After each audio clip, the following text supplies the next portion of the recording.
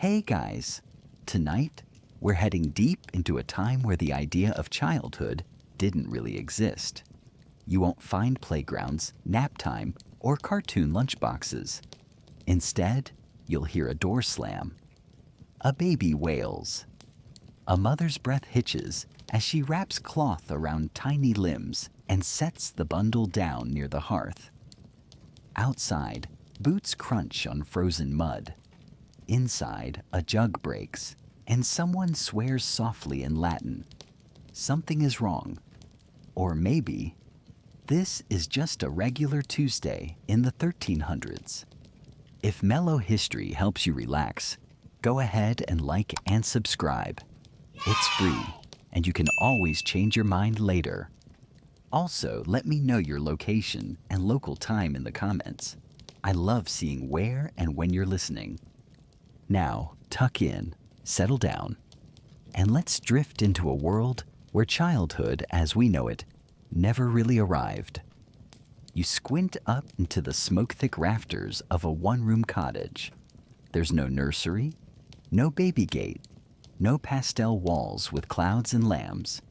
You're 2 feet tall, half toothless, and probably sticky, and already expected to do something useful with your existence. In the Middle Ages, childhood wasn't a protected realm of innocence. It wasn't even a word people really used. Latin scholars might throw around peritia, boyhood, or infantia, literally not speaking. But they weren't talking about children as a special emotional category. They were just tracking stages of utility. Can you speak yet? Can you work yet? Can you carry a jug without dropping it? From the moment you're born, you're sorted. That's the first fact. Medieval society didn't view you as a developing human on a journey toward adulthood. You were a miniature adult in training, and you were expected to grow up fast, or fade out quietly. There were exceptions. The nobility dabbled in softer ideas. A few monastic scholars scribbled about the tender age. But for most people, farmers, blacksmiths, tanners, brewers, shepherds, you were only as valuable as your strength or silence. Babies cried, yes, but too long? Too loud? And suddenly a saint's relic is placed near your cradle just in case you're cursed. The ancient world had even less patience. Roman philosophers like Seneca called children foolish animals. In medieval times, this didn't change much. Theologians like Augustine debated whether babies were born sinful and selfish. Spoiler, he leaned yes. Which might explain why so many church leaders thought of harsh discipline as divine mercy. Historians still argue whether medieval parents loved their children the way modern parents do. Some scholars, like Philippe Ariès, famously claimed that childhood simply didn't exist in the Middle Ages. Others disagree, pointing to touching letters, lullabies, and tiny shoes buried with care. Maybe love did exist, but it had a different costume. One stitched with survival, superstition, and sorrow. Picture this.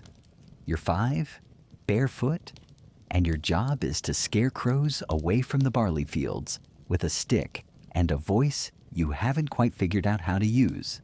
It's cold. You sneeze. No one blesses you. Blessings cost time. You better be useful, or at least quiet. If you're from a noble family, maybe you're learning Latin or balancing a tray of fruit without dropping it. But even then, expectations come fast. Your father is a knight? You're training with a wooden sword by age 7. Your mother is a lady? You're expected to know how to curtsy and keep secrets before you finish your first decade. Children's clothing, too, tells a quiet story. There weren't kids' clothes the way we think of them. Toddlers wore long gowns, boys and girls alike, until around age 6 or 7. Then came smaller versions of adult garments. No fun colors, no dinosaur prints. You were dressed to remind everyone, including yourself, of your place in the order. The medieval art of parenting was more survival strategy than sentiment. Children were left alone a lot, swaddled tightly in cloth, sometimes so tight their limbs grew twisted. Placed near the fire, tied to a bench leg, or even hung from a ceiling beam in a basket to keep them safe from dogs and rats. Yes, really. Quirky historical side note? Some European midwives used to whisper secret baptismal names into babies' ears before the official baptism, a spiritual decoy to confuse demons. Imagine that. Your first middle name was part of a holy con job. And if you did survive infancy, the clock was ticking on your usefulness. Still, not all was gloom and grunt work. Some towns had seasonal festivals where children took part in parades or mock rituals. In a few cities, boys were chosen to act as boy bishops during Christmas, a ceremonial role where they dressed up, gave mock sermons, and temporarily ruled over clergy. A delightful medieval prank or a grim satire of hierarchy, you decide. Even lullabies from this era offer a strange blend of tenderness and terror. One Italian lullaby begins with a soft melody and ends with warnings about wolves and witches. Sweet dreams indeed. And we can't ignore the spiritual lens. The church loomed large, shaping ideas about age and innocence. Babies who died unbaptized? Sent to limbo. Not quite heaven, not quite hell, just a divine waiting room forever. That made baptism urgent, sometimes done within minutes of birth, even with holy water flicked from a damp cloth if a priest wasn't nearby. Some theologians worried children might be too sinful to be saved. Others argued their lack of reason made them purer than adults. The debate raged, echoing through sermons, scrolls, and stained glass, and it shaped how people treated kids, with awe, with fear, with disinterest. In the average village, you were noticed when you broke something, died unexpectedly, or said something creepy. Yes, there are accounts of prophetic children who blurted out visions and were treated like oracles until they coughed and expired from some fever. But more often you were just there, a background figure, a voice off-screen. Still, even in these darkened corners of history, there are flickers of warmth. A child's boot found under a threshold, left as protection. A wooden doll buried with a girl in York. A carved whistle shaped like a bird, worn smooth from use. Echoes of small joys, fleeting but real. And maybe that's the hardest thing to hold in your mind. The contradiction. Yes, medieval childhood was often brutal, but not devoid of play. Yes, you were seen as a burden, but sometimes you were still cradled. It wasn't a childhood like ours. It wasn't padded with safety nets or rituals of self-esteem, but it was still, in its own haunting way, childhood, just shaped by different fears, different hopes, and very different bedtime stories. You yawn. The wind outside shifts against the shutters. Inside the cottage, the baby still whimpers, swaddled and waiting. Someone lifts a candle. Footsteps approach. Tomorrow, you'll carry water. But tonight, you listen to the breathing of a world that's forgotten your name, but still somehow remembers your presence. You wake up to the sound of wet cloth slapping stone. Someone's cleaning up after a birth. Maybe yours, maybe someone else's. There's no ceremony, no painted nursery waiting. Just a soot-smudged wall, a crust of bread, and the heavy smell of smoke, sweat, and iron.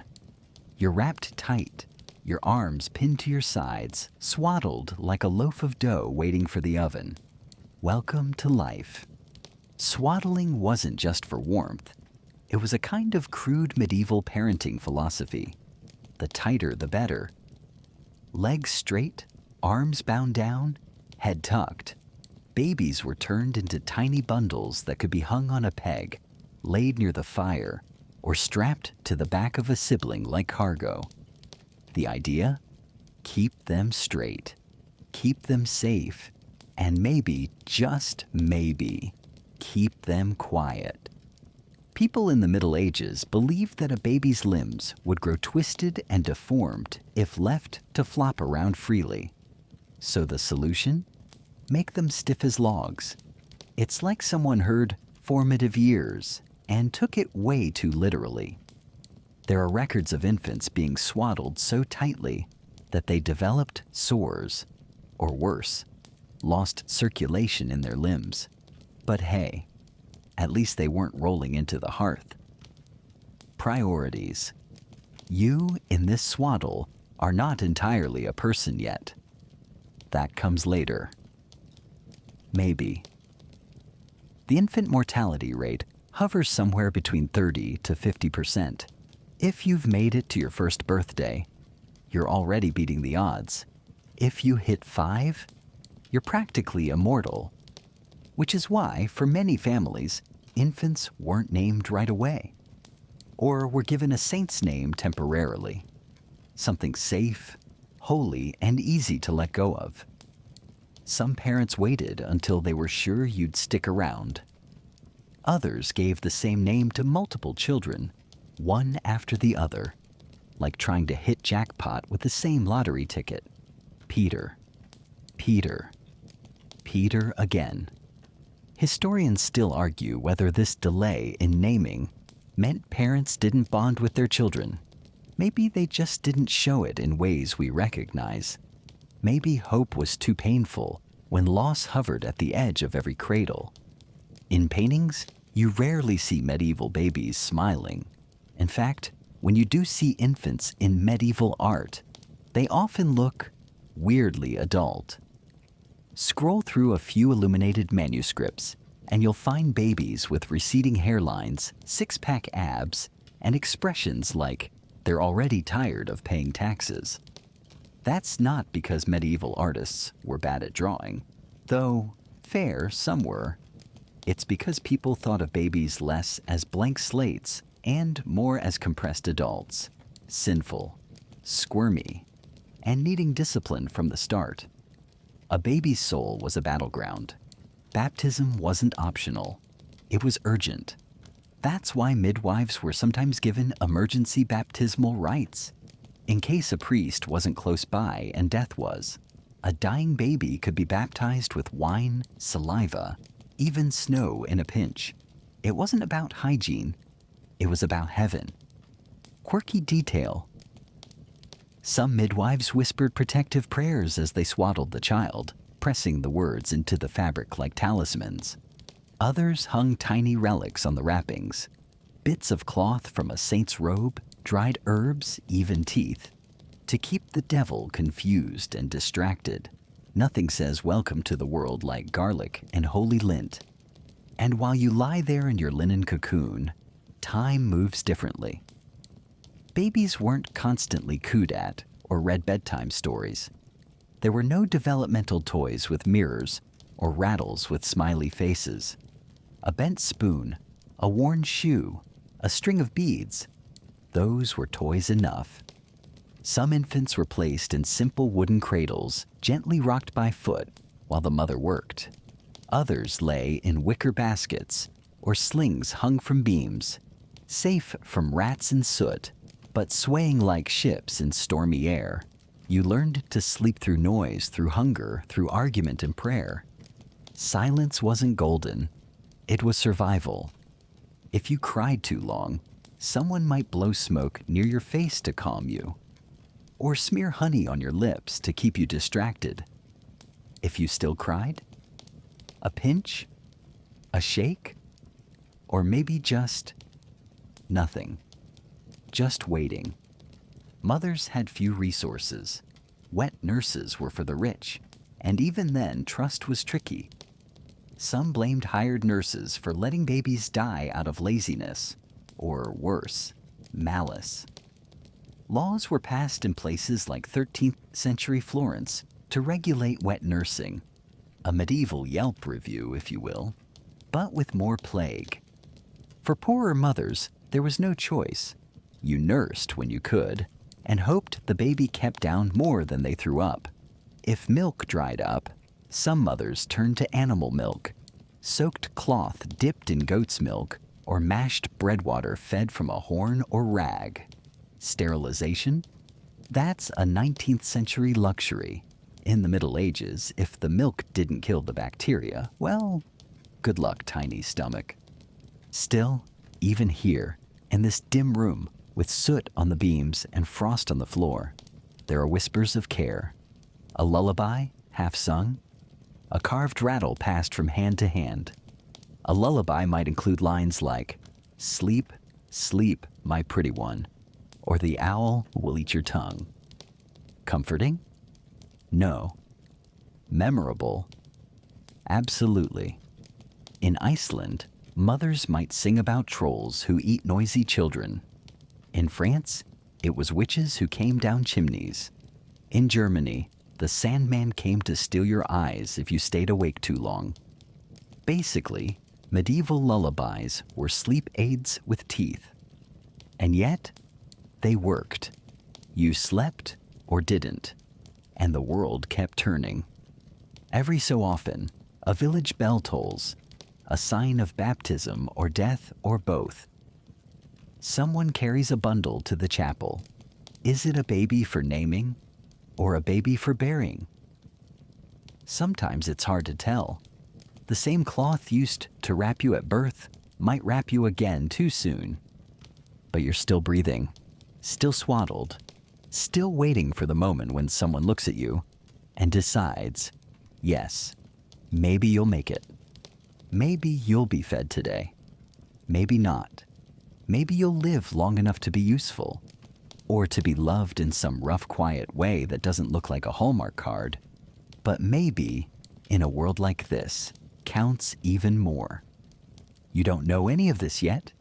You're just a bundle, tightly wrapped, tightly watched, and slowly, under layers of fabric and fate, beginning to become something more. You're 7 years old, and the swaddle is long gone. Now, your belt holds a knife, and your future's being negotiated over ale and candles. The grown-ups are whispering. You catch a name, yours, and a date. A monk scribbles something down. Your fate is sealed. You might not understand the words, but you understand the nods. The way the adults don't look at you when they say the word betrothed. In the Middle Ages, childhood didn't end gradually. It ended like a candle being snuffed out.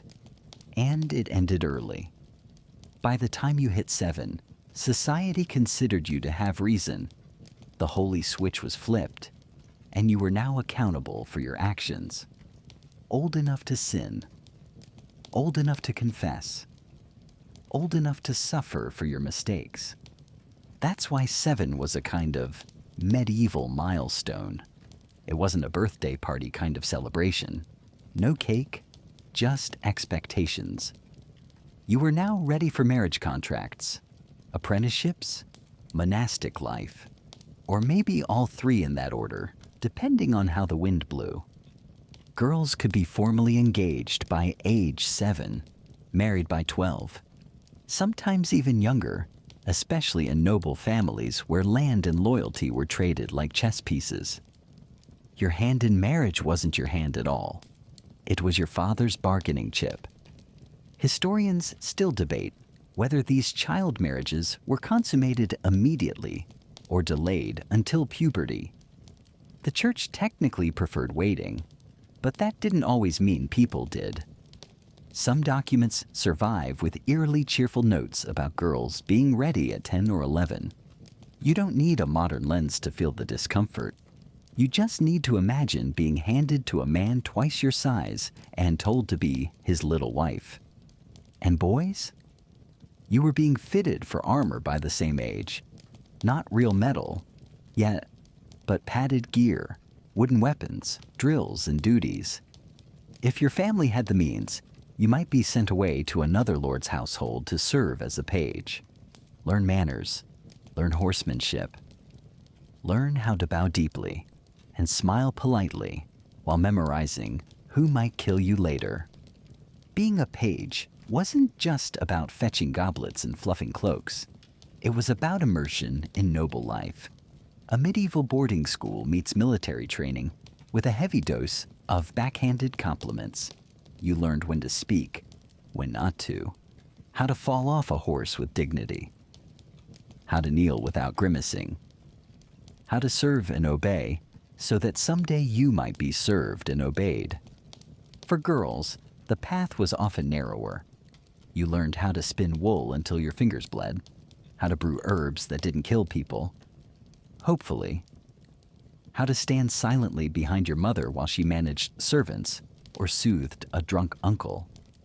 You weren't taught to lead, you were taught to endure. Still, there were outliers. Noble girls who read Latin, boys who ran away from training, and joined traveling performers. One Italian girl disguised herself as a boy and entered a monastery, living undetected for years. Stories like these flared up like sparks in the dark, rare, rebellious, and almost always punished. Let's not forget the church's favorite pipeline, monastic childhood. If your parents had extra children or extra guilt, they might gift you to a monastery. At 7 or 8, you'd enter a cloistered world of chants, silence, and itchy robes. Your playmates were statues. Your bedtime lullabies were sung in Gregorian tones. And if you asked too many questions, someone would slap you with a psalter and tell you that obedience was holier than curiosity. In some cases, child monks and nuns didn't understand the vows they were taking. They simply followed instructions, repeating Latin they didn't yet comprehend. A few records tell of these children fleeing their cloisters later in life, trying to reclaim the freedom they never had. But often they stayed, not out of joy, out of routine, or fear, or the weight of divine expectation. Quirky detail. Some boy monks played their own version of tag, a solemn game called devil chasing, where one kid pretended to be a demon and the others tried to chase him out of the cloister. Medieval kids, even in sacred spaces, found ways to turn theology into hide and seek. And yet, even outside the church, kids weren't exactly playing hopscotch.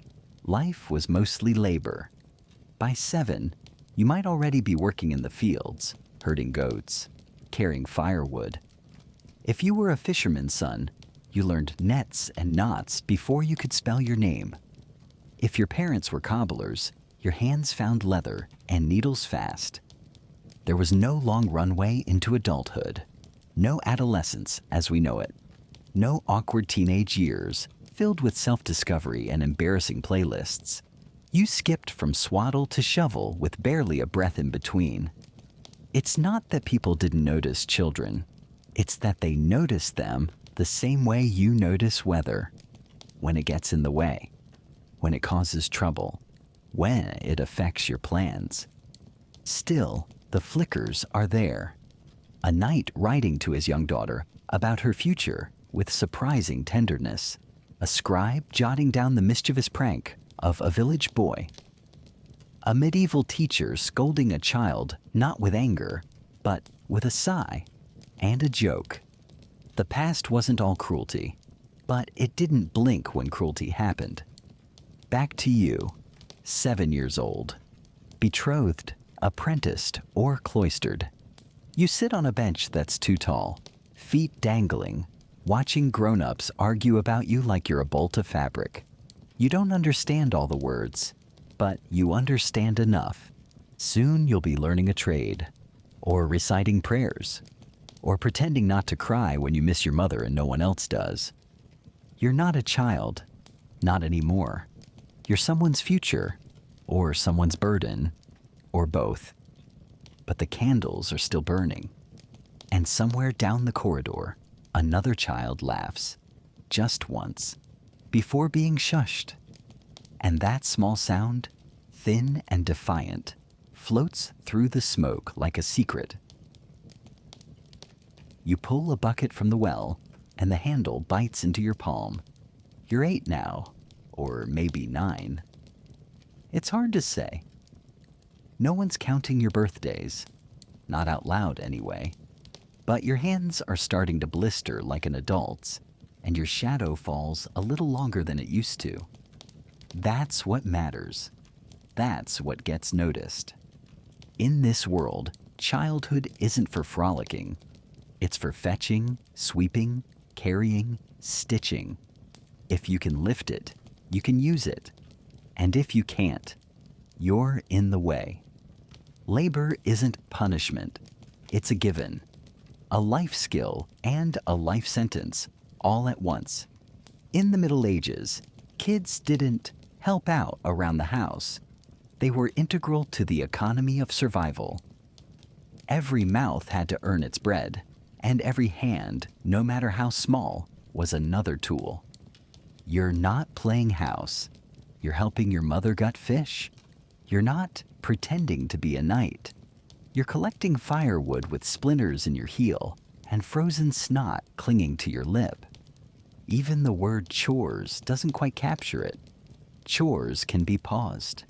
Medieval labor didn't come with breaks, except the ones your body forced on you. If you're a peasant child, your schedule depends on the season. Spring means planting. Summer means watering.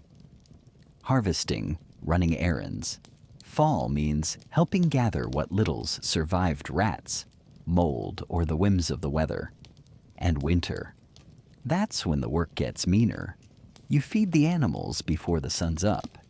You walk through snow barefoot to fetch kindling. If your family has sheep, you're scraping manure by noon and combing wool by candlelight. Historians still argue whether medieval parents saw this labor as harsh or just life.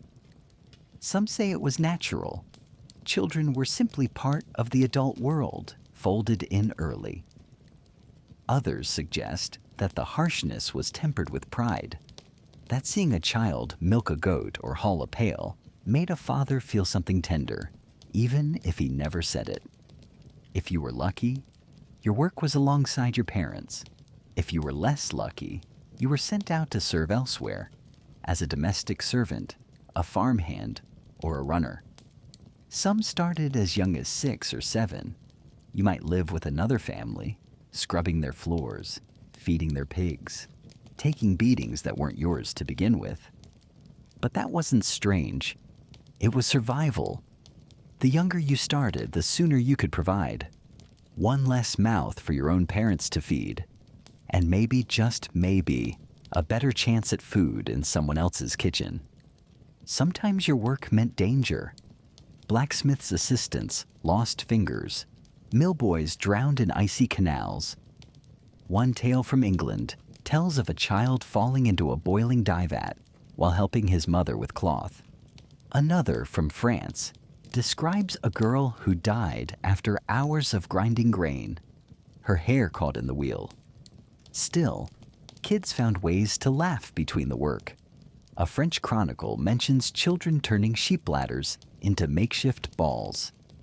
In rural villages, it wasn't unusual to see boys jousting with sticks between chores. Play was not absent. It just wore the clothes of necessity. Quirky detail. In some towns, kids would help churn butter by dancing, literally stomping in barrels to shake the cream. A dairy rave, medieval edition. But let's not romanticize it too much. If your father was a cooper, you were sanding barrel staves with bleeding hands. If your mother wove linen, you were picking flax out of your teeth. Your muscles hurt before your voice cracked. And complaining wasn't a concept, not unless you wanted a smack or a smirk. In noble households, the labor looked different, but the expectations didn't. Young pages rose at dawn, helped dress their lords, tended to horses, served meals, practiced swordplay. By modern standards, it would resemble a very fancy military boot camp with extra embroidery. They were expected to be quick, polite, invisible, and always useful. Even the church expected work. Monastic children had their own jobs, sweeping cloisters, copying texts, washing linens, cleaning relics. Some children memorized entire psalms while also harvesting turnips, multitasking, medieval style. And what about education? Yes, it existed, but it wasn't the escape from labor. It was layered right on top.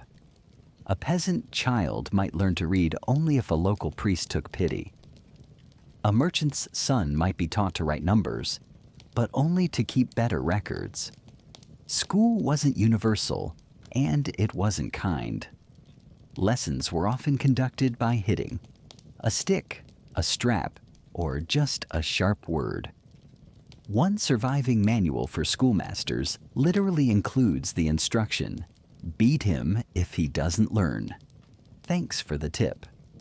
And yet, there were glimmers of aspiration. Some parents hoped their children might rise through hard work or piety. A boy who showed promise might be sent to a monastery and later become a scholar.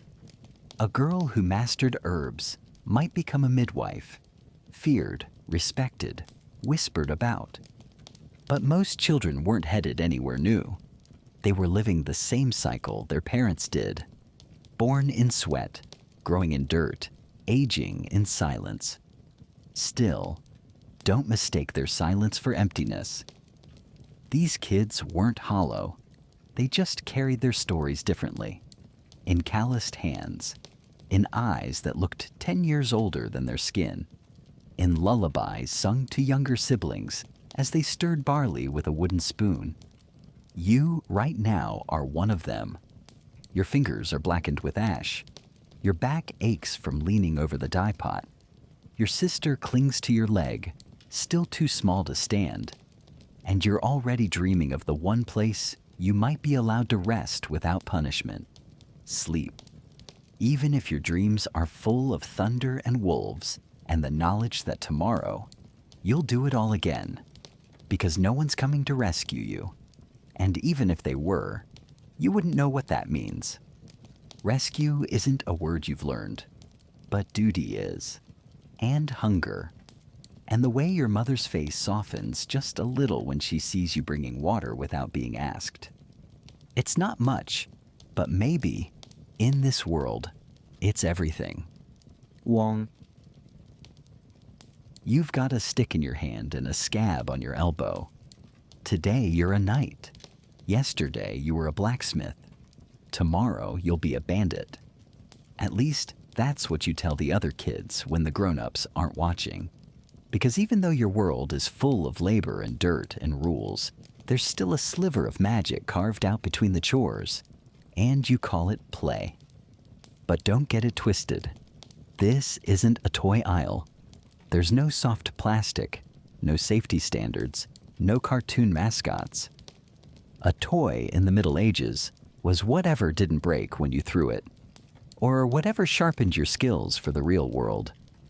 That bent stick you're swinging around? A training sword? That mud pie? Practice for kneading bread. That wooden wheel you're rolling down the path with a stick. Good for balance, speed, and chasing away boredom with as few materials as possible. Fun was what you could make from leftovers. Toys were precious because they were rare. Most were handmade, not bought. A doll carved from bone, a whistle made from reed, a ball stitched from scraps of cloth. In richer households, you might find spinning tops, hobby horses, or little carts. But even these were more about preparing for your future role than delighting in the present. Historians still argue whether medieval adults encouraged children to play or simply tolerated it. Some records describe children being scolded for idle behavior, while others suggest that structured games, especially among boys, were seen as good training for adulthood. which makes sense when you consider what some of those games looked like. Take Soul, for example, a kind of proto-football played in French villages, except instead of goalposts and jerseys, you had mobs of boys and sometimes grown men chasing a pig's bladder through the streets, across fields, over fences. No teams, no rules, just glorious chaos. Broken bones, common, missing teeth, practically a badge of honor. Another favorite was Hoodman Blind, a medieval version of Blind Man's Bluff, where a child was blindfolded and had to catch the others. Not exactly groundbreaking, but effective. Sometimes the blindfold was an actual hood, hence the name. And sometimes it was just an excuse for the other kids to push you into a wall and run. And then there were war games. Tiny battles staged with wooden swords, fists, and a deep lack of adult supervision. One chronicler in 13th century England wrote about a group of village boys organizing themselves into armies, complete with mock leaders, chants, and battle cries. Quirky tidbit. Sometimes they even executed the losing side. Symbolically, of course. Usually, girls had their own version of play, though it was often folded into domestic imitation. You might play house by sweeping ashes or pretend to nurse a rag-wrapped doll while humming a lullaby you overheard your mother singing through tears. That doll, by the way, might be carved from wood, stuffed with straw, or made from scraps of cloth stitched with bits of human hair. Sometimes children even made figurines out of bread dough, drying them into little statues they kept until they crumbled or were eaten by a sibling. And yes, there's even evidence of children playing with animal bones, not for occult rituals, at least not usually, but because bones were everywhere, free and oddly fun to click together. Some were turned into whistles, dice, or tiny figurines. Some just got tossed in games of luck. If you've ever played jacks, congratulations. You're participating in a tradition as old as goat knees. Medieval play didn't have neat boundaries. Work bled into games, and games bled into lessons. A child herding sheep might throw rocks at a tree to practice aim. A girl weaving might sing rhymes that made the hours pass faster. A boy tasked with grinding grain might tap rhythms with the handle just to hear a different kind of noise. Still, not all play was innocent or safe. There are accounts of children tying each other up, reenacting executions they'd seen in the village square, or staging mock weddings where they'd solemnly recite the vows they'd overheard from real ceremonies, giggling while acting out lives that might soon be their own. One strange pastime. In some towns, children kept beetles or frogs on strings, like primitive wriggling pets. They'd race them, trade them, or simply carry them for luck. Medieval Tamagotchi in a way, except real and slimier. And then there were puppets. In cities with traveling performers, children would sometimes make their own puppet shows, using cloth scraps and bits of wood. One 14th century letter mentions a boy who staged a saint's miracle in puppet form and got scolded for blasphemy. Guess the saints didn't appreciate being voiced in a squeaky falsetto. What's fascinating is how seriously these games were taken, not by adults, but by the kids themselves. Play wasn't a luxury, it was a rebellion. A tiny act of joy in a world that expected you to stay quiet, stay useful, and stay alive. That said, adults weren't always hostile to fun. Some records mention village festivals where children were allowed to dance, sing, and even perform simple plays. During Christmas, some towns held Feast of Fools celebrations where a child might be crowned mock bishop, a tradition that let them parade through the streets in full robes, offering silly blessings and satirical sermons. A joke, yes, but also a strange moment of power. And in monasteries, even those stone-cold sanctuaries couldn't stop a bit of childish mischief. Some boy monks played secret games with pebbles and slingshots. Others carved crude faces into the backs of prayer benches. Medieval graffiti scratched into the silence.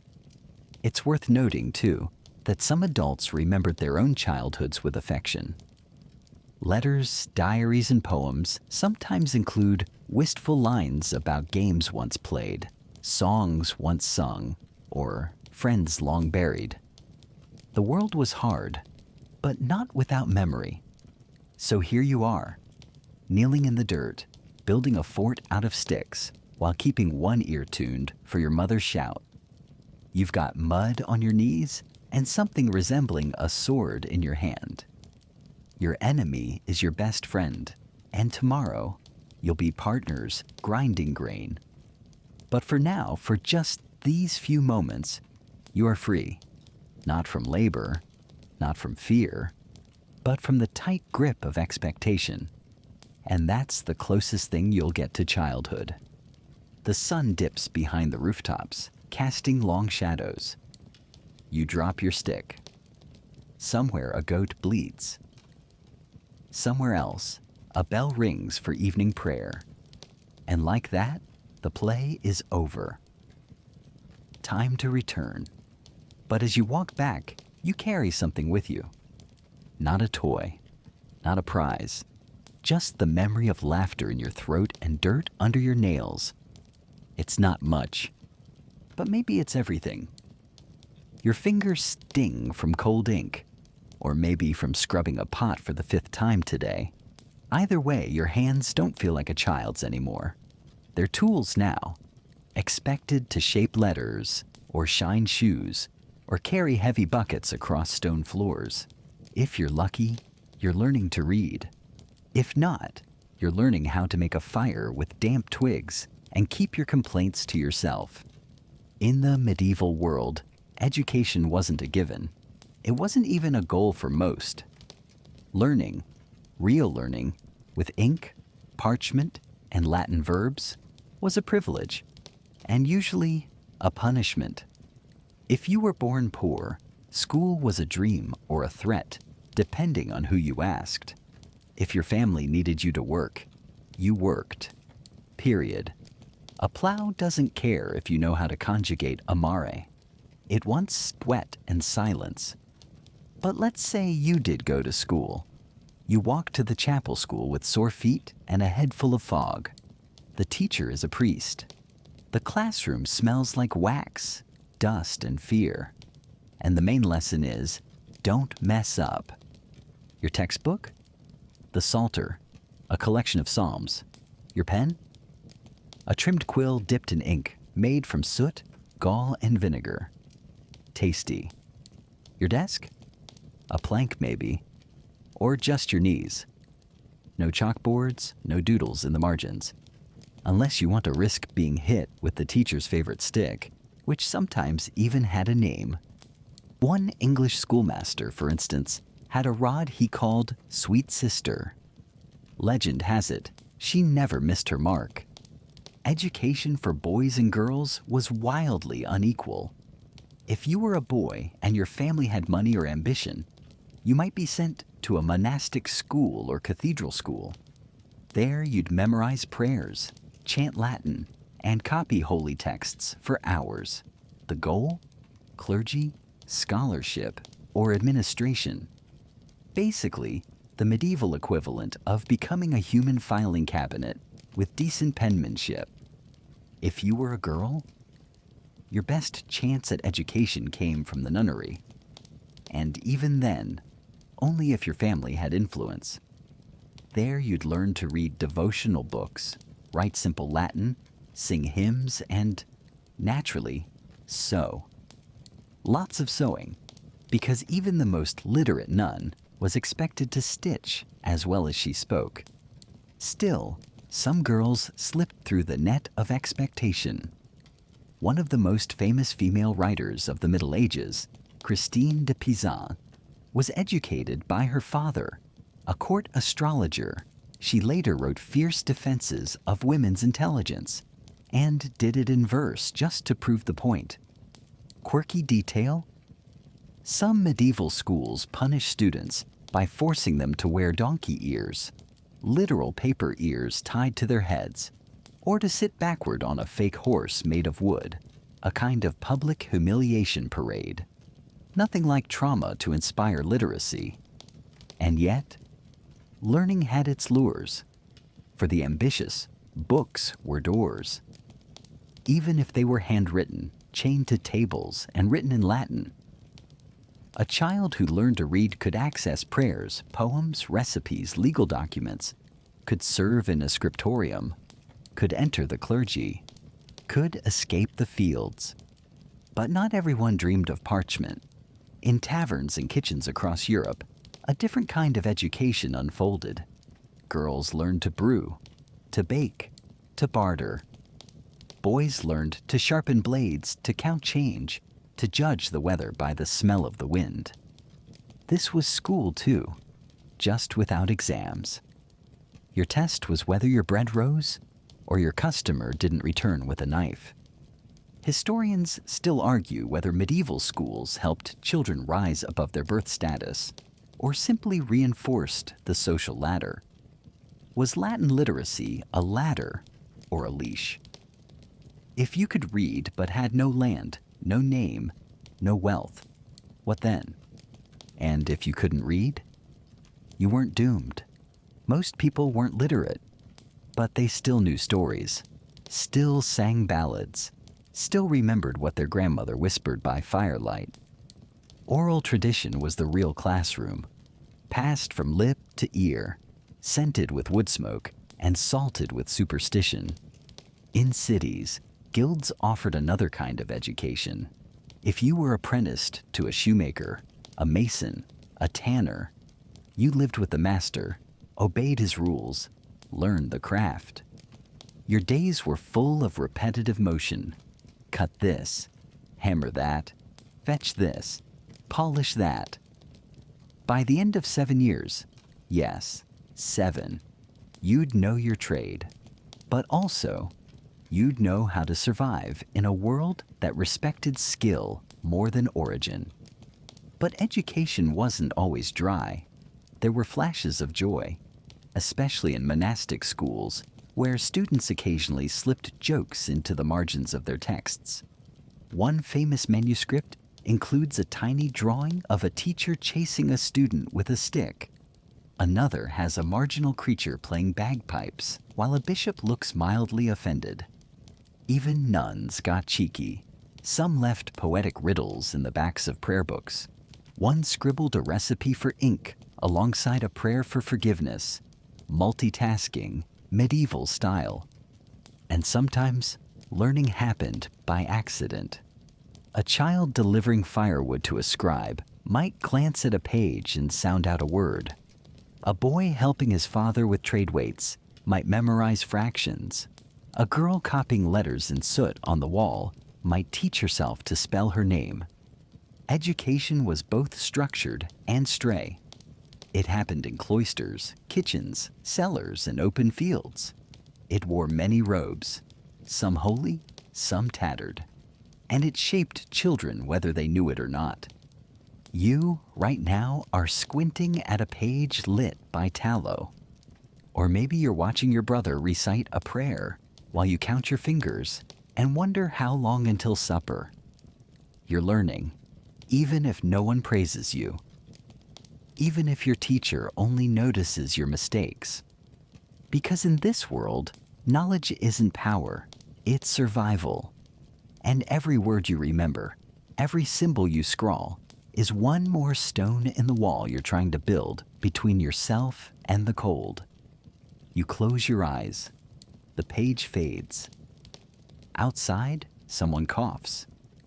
Inside, the candle guttered down an inch, and you, maybe just for tonight, feel a little taller than your own shadow. You wake to the sound of bells, not the soft kind, the tolling kind. One long low note for each breath someone no longer takes. You're 10, maybe 11, and you've already heard this bell more than your own name. In the Middle Ages, death isn't an event. It's an atmosphere. It lingers in the walls. It follows you to the fields. It sleeps next to you, on straw shared with siblings, cousins, sometimes strangers. It's always near, like the wind or the smoke from the hearth. Children didn't just know death. They grew up beside it. Statistically, you're lucky to be alive. Childhood mortality rates in the medieval period were staggering. Depending on where and when, up to 50% of children died before the age of 5. A cold could become pneumonia. A cut could become sepsis. A cough could be the start of something no one knew how to name, except as punishment. That's your first historical fact of the night. Childhood in the Middle Ages was laced with loss. You didn't outgrow it. You grew around it. You watched siblings disappear. You helped bury cousins. You whispered to ghosts without realizing it. Infant and child burials were common, and they were sometimes marked with care. A small toy, a flower pressed into tiny hands, a name scratched into wood. But often, they were unmarked. The child was gone. The world, heavy with mud and mist, moved on. And when someone died, even a child, the rituals clicked into place. The body was washed, sometimes anointed with herbs, often laid out in the home. Neighbors came. Candles flickered. Prayers were muttered, some from the heart, others from habit. You stood in the corner, watching, breathing slowly. You weren't told what to feel. You were told to be still. Death was not hidden from you. It wasn't softened. You might sleep near a corpse overnight. You might help dig a grave. You might ask if the baby in the corner will wake up and be told no, gently or not. Historians still argue whether this constant exposure to death made people numb or deeply spiritual. Did they mourn like we do? Did they cry? Did they fear it less? Maybe the truth sits somewhere in between. Maybe they feared it differently. You were taught that the soul must be clean, that dying unconfessed was dangerous, that limbo existed for unbaptized babies, a foggy in-between that no child deserved, but many found, that heaven waited, yes, but so did hell, and that both were watching. So children learned prayers early. Pater Noster, Ave Maria, lines recited by rote before you understood what they meant. You were taught how to cross yourself, how to kneel, how to whisper a prayer for someone already cold. And sometimes, just sometimes, death came with a strange spotlight. That's your quirky tidbit, the child saint phenomenon. Throughout the Middle Ages, there were stories, sometimes documented, sometimes whispered, of children who died holy deaths, martyred for their faith, or blessed with visions, or simply dying with such poise that those around them claimed a miracle had occurred. Take William of Norwich, for instance, a boy whose mysterious death in the 12th century sparked stories of sainthood, miracles, and, tragically, anti-Semitic myths that would echo through centuries. His shrine drew pilgrims. His story was twisted, retold, and enshrined. A child turned into a legend with no say in the matter. Or St. Agnes, martyred at 13 for refusing marriage. Her story passed from tongue to scroll to stained glass. Her purity exalted. Her suffering turned into spiritual gold. Child saints were painted with halos and sorrow.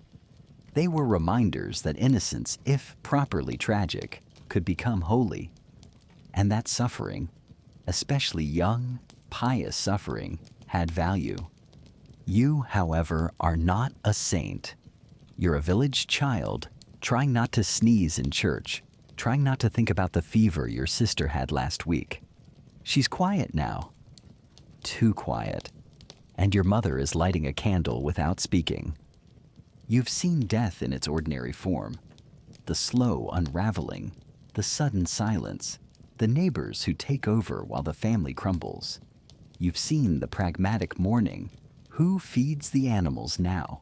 Who takes over the chores? But you've also seen the moments that feel, even to you, like something more. The way a father's hand lingers on a forehead one last time. The way a priest's voice cracks during the final blessing. The way no one speaks above a whisper for the rest of the day. There is no childhood in this world without funerals, without mass graves during plague years, without questions you're not allowed to ask out loud, like why God takes the little ones or whether he's listening at all. During outbreaks, like the Black Death, entire villages might lose half their population. Children weren't spared. If anything, their small bodies made them more vulnerable. One account from 14th century Italy describes children wandering alone through streets of corpses, too shocked to cry, too small to bury the dead. And still, life went on. After the burial, you're back in the fields. You're stirring stew. You're laughing with another child over something silly, like a chicken that won't stop following you. Grief doesn't end. It just gets quieter. Some parents named a new child after one who died, trying to fill the hole with something that looked familiar. Others stopped naming their children altogether until they reached a certain age. A grim practicality. But love still happened, even in silence. Even in a world without pediatricians or playgrounds. You see it in the way a mother smooths a child's hair, in the way a father, gruff and wordless, carves a toy from scrap wood. It just wore a different face, one that didn't smile easily, but stayed close when the fever hit. One that didn't say, "I love you," but sat awake all night when your breathing grew thin. And you survive, you grow, you remember, you forget. You walk past the churchyard and try not to count the markers that didn't need carving, because everyone already knew the names. The bells stop. A new silence falls. You exhale. And this time, no one is missing. Not tonight. The baby on your hip is not your child. She's your sister, or your cousin, or the neighbors. Doesn't really matter. She's yours now, because your mother is busy, because someone has to watch her, because you're 12 and that's old enough. In the Middle Ages, motherhood started early. For some girls, frighteningly early. Teen pregnancies weren't scandalous. They were expected. In many villages, a girl was considered of marriageable age as soon as she could bear children. Puberty wasn't a biological milestone. It was a social starting gun. You weren't handed a doll. You were handed a real infant and told to keep it quiet while the adults talked. And if you dropped it, if it wailed too loud or spit up on the one clean tunic, you'd get scolded like a grown woman because you were training to become one. Yesterday, girls weren't raised to dream. They were raised to prepare. A noble daughter learned how to manage a household, how to delegate tasks, and how to smile politely at whichever man her father selected. A peasant daughter learned how to gut a chicken, stitch a hem, and survive childbirth. If she was lucky, she saw her mother survive it too. But here's your historical fact. Most women in the Middle Ages married young, often in their teens. In some regions, 12 was not only acceptable, it was the norm. And within a year or two, they were mothers. Childbirth wasn't a private affair. It was bloody, loud, and terrifying. And you watched it young. A sister, an aunt, your own mother, laboring for hours while the midwife muttered prayers, applied poultices, and tied protective charms around the bedposts. There were no epidurals, no antiseptics. Pain was expected. Infection was common. Death was not rare. And so you absorbed the message early. Birth wasn't beautiful. It was survival. It was sacrifice. It was what you were made for, whether you liked it or not. Historians still debate whether medieval girls feared childbirth before they ever married. Diaries are rare, letters even rarer. But the oral traditions, the whispered warnings, the dark jokes, suggest yes, you knew, even if you didn't know. And still, girls became mothers. They bled, cried, prayed. And when the baby came, they sang lullabies that wobbled between comfort and caution. Sleep, little one, or the wolf will eat your toes. A mix of love and warning, always. Quirky detail. In parts of Eastern Europe, women in labor were sometimes given knives to hold, not to use, but to cut through the pain. Superstition and symbolism often stood in for medicine. A pair of open scissors under the bed, garlic tied around the wrist, a prayer to Saint Margaret, protector of childbirth. You watch all this, you learn, you practice, not with toys, with chores. You're already helping raise siblings, changing cloth wraps, dosing them with herb tea when they cry, singing to them while you stir the porridge. You might not be able to read, but you know the signs of a fever. You know when a baby's cries mean hunger and when they mean something worse. No one calls you a mother, but everyone treats you like one.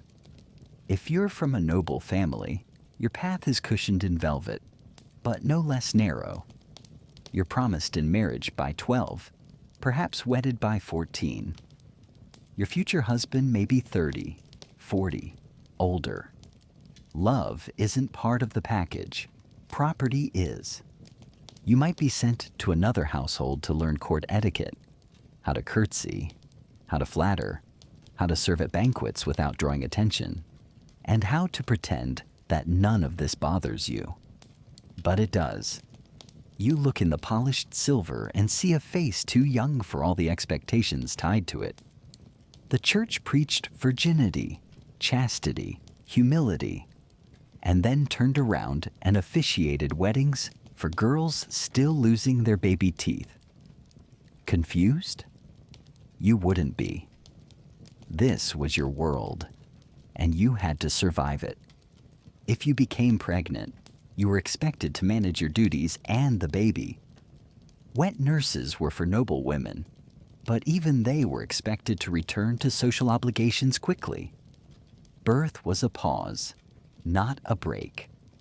And still, there was love. Love that didn't make it into the scrolls and manuscripts. Love that looked like warming a blanket by the fire before wrapping a baby in it, or risking your last honeycomb to soothe the sick child's throat, or humming the same off-key song over and over again until sleep finally came. Even children, barely teens, found ways to protect the younger ones. You might steal an apple to feed a hungry mouth. You might lie to your mother to cover for a sibling. You might hold the baby long after your arms ached because her crying made your heart ache more. And sometimes in the quiet moments, you'd whisper the names of the ones who didn't make it. The babies who died before baptism. The girls who bled out before 16. The mothers buried with stillborns. Not out of fear, but remembrance. In the villages, people didn't talk about trauma. They lived it. They adapted. They carried it like baskets full of stones, heavy but necessary. And they passed those baskets down hand to hand, word to word. You don't complain. There's no one to complain to. But when you press your lips to your baby sister's forehead and feel the faint heat of a coming fever, you don't move. You don't call out.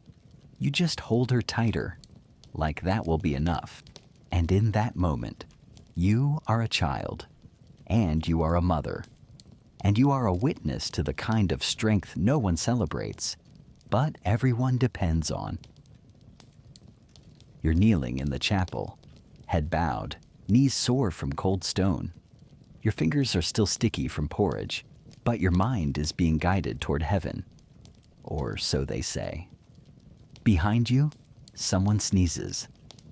Ahead of you, a priest clears his throat. And somewhere high above, painted on a crumbling wall, an angel looks down with a face that feels less comforting and more like a warning. If anyone raised you, really raised you, it was probably the church. In the Middle Ages, parental roles were hazy, especially in large households or poor villages where work stretched from dawn to dusk. So much of your moral education, your discipline, your understanding of who you are, came from the local priest, the bishop, the nun, or if you were especially unlucky, the monastery schoolmaster with an arm like a blacksmith and a stick named repentance. The church didn't just shape religion, it shaped the entire framework of your life. From birth to death, your soul was their business. If you were born into a pious family, and most claimed to be, baptism happened fast. You were swaddled and rushed to the church within days, sometimes within hours. Death came too quickly in this world to wait. Unbaptized babies risked limbo, and limbo was a theological gray area no parent wanted to gamble on. As you grew, you were expected to attend Mass, memorize prayers, and confess your sins, even if you weren't sure what you'd done. Age 7 was the threshold, old enough to understand right and wrong, old enough to feel guilt, old enough to be corrected by God's representatives with something firmer than words. That's your historical fact.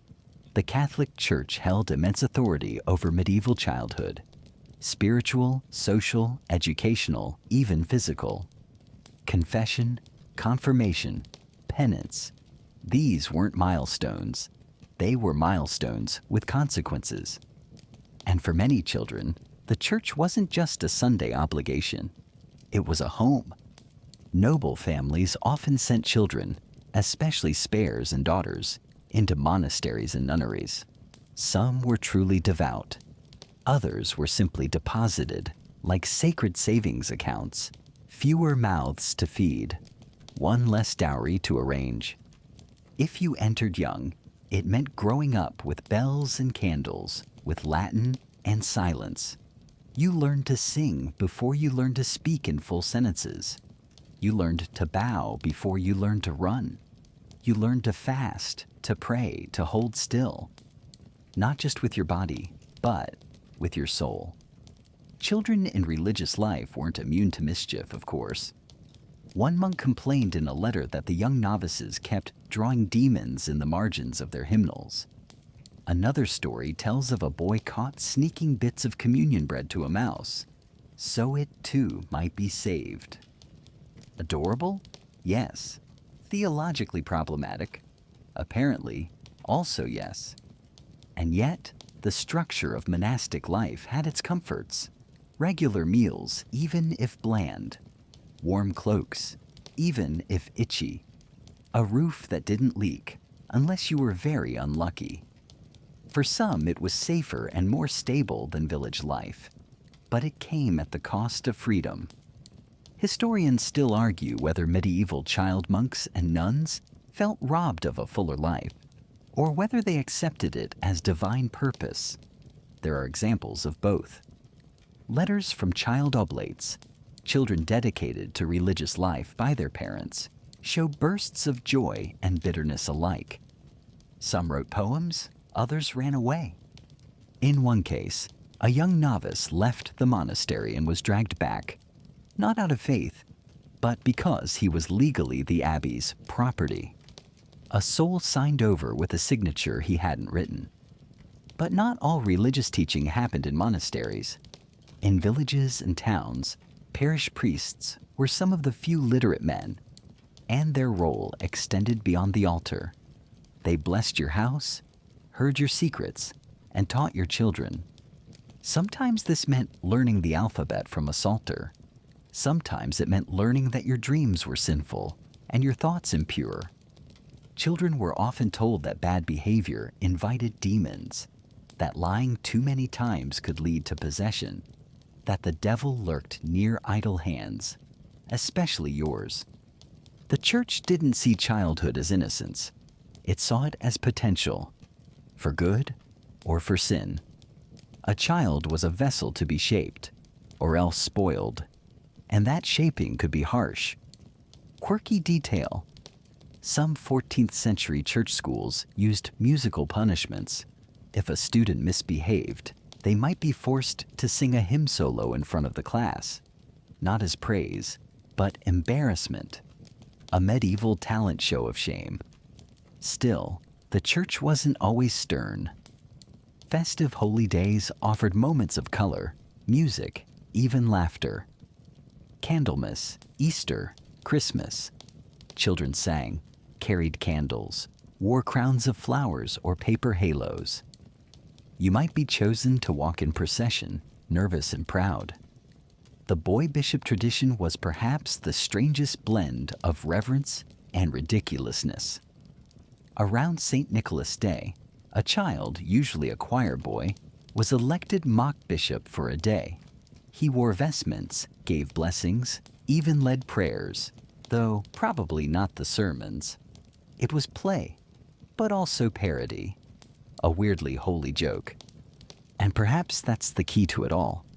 The church gave structure, sometimes brutal, sometimes beautiful, to a world that otherwise felt chaotic, where plagues came without warning, where death hovered, where your parents couldn't always explain why your sister didn't wake up. The church said, there is a reason, there is a plan. Behave, believe, obey, and you'll be safe. Of course it wasn't always safe. Not every monk was kind. Not every priest was holy. Abuse happened, as it always has. Some children were punished too harshly. Others were told their suffering was part of God's test. And in a world where questioning authority could be heresy, many just endured. But not all stories end in sorrow. Some children found peace in prayer. Some grew into wise, kind clergy. Some found in the rhythm of bells and psalms a quiet purpose, a kind of sanctuary no other life could offer. You tonight are sitting in a pew, swinging your feet, watching candlelight dance on stone. The air smells of incense and wax. Your stomach growls, but you don't move. The priest is speaking in Latin, and you catch maybe one word in 10. But you listen, because this is where you learn what matters. Not just how to live, but how to hope. You crouch in the straw, gripping a wooden sword. Your breath fogs in the morning air. Across from you, another boy, not much older, circles with slow, deliberate steps. Behind him, a man shouts commands, not gently, not kindly. You're training for something you don't fully understand and maybe never will. And if you're a boy in the Middle Ages, there's a fair chance you'll be taught how to fight. Not play fight, not wrestle in the yard and then go home for snacks. Real fighting, the kind that splits skin and breaks ribs, the kind that could one day be your job or your death. You're being shaped for service or for battle, or both. Not every boy became a knight, of course. Most didn't. Most were farmers or tanners or worked at the mills. But still, the idea of manhood was anchored in strength, in action, in violence worn like armor. And many boys learned early that softness was punished and silence was praised. If your family had means, even modest ones, you might be sent into training. At 7, you became a page. At 14, a squire. If all went well, you'd be knighted in your 20s. That's the path anyway, provided you didn't die along the way. As a page, your duties weren't glamorous. You cleaned armor, served at meals, tended to horses, delivered messages, held your lord's cloak while he spit insults at someone below his station. You were expected to learn humility, obedience, and the delicate art of not being noticed until called upon. But even these chores were training. You were learning the hierarchy, learning how to move through a castle without getting in anyone's way, learning how to survive. In between all that, you learned to fight. Wooden swords first, then real ones. Jousting poles, daggers, bows. You practiced on straw dummies until your shoulders burned. You practiced with other boys until your knuckles bled. No helmets, no padding, just grit. And all of it, theoretically, in the name of honor. That's your historical fact. For boys in the medieval knightly class, training in arms began in childhood and followed a strict progression. Page to squire to knight. It wasn't just combat. It was ceremony, obedience, and social ritual. You weren't just learning to fight. You were learning to behave like the kind of man your lord expected. Quirky tidbit. Squires were often tasked with polishing not just armor, but their knight's spurs, a detail so symbolic that dull or dirty spurs could cost you the chance to be knighted. Imagine losing your dream job because you forgot to clean someone's shoes. Not all boys made it through the gauntlet. Some were injured. Some were dismissed. Some simply weren't cut out for the life. Too small, too defiant, too soft-spoken.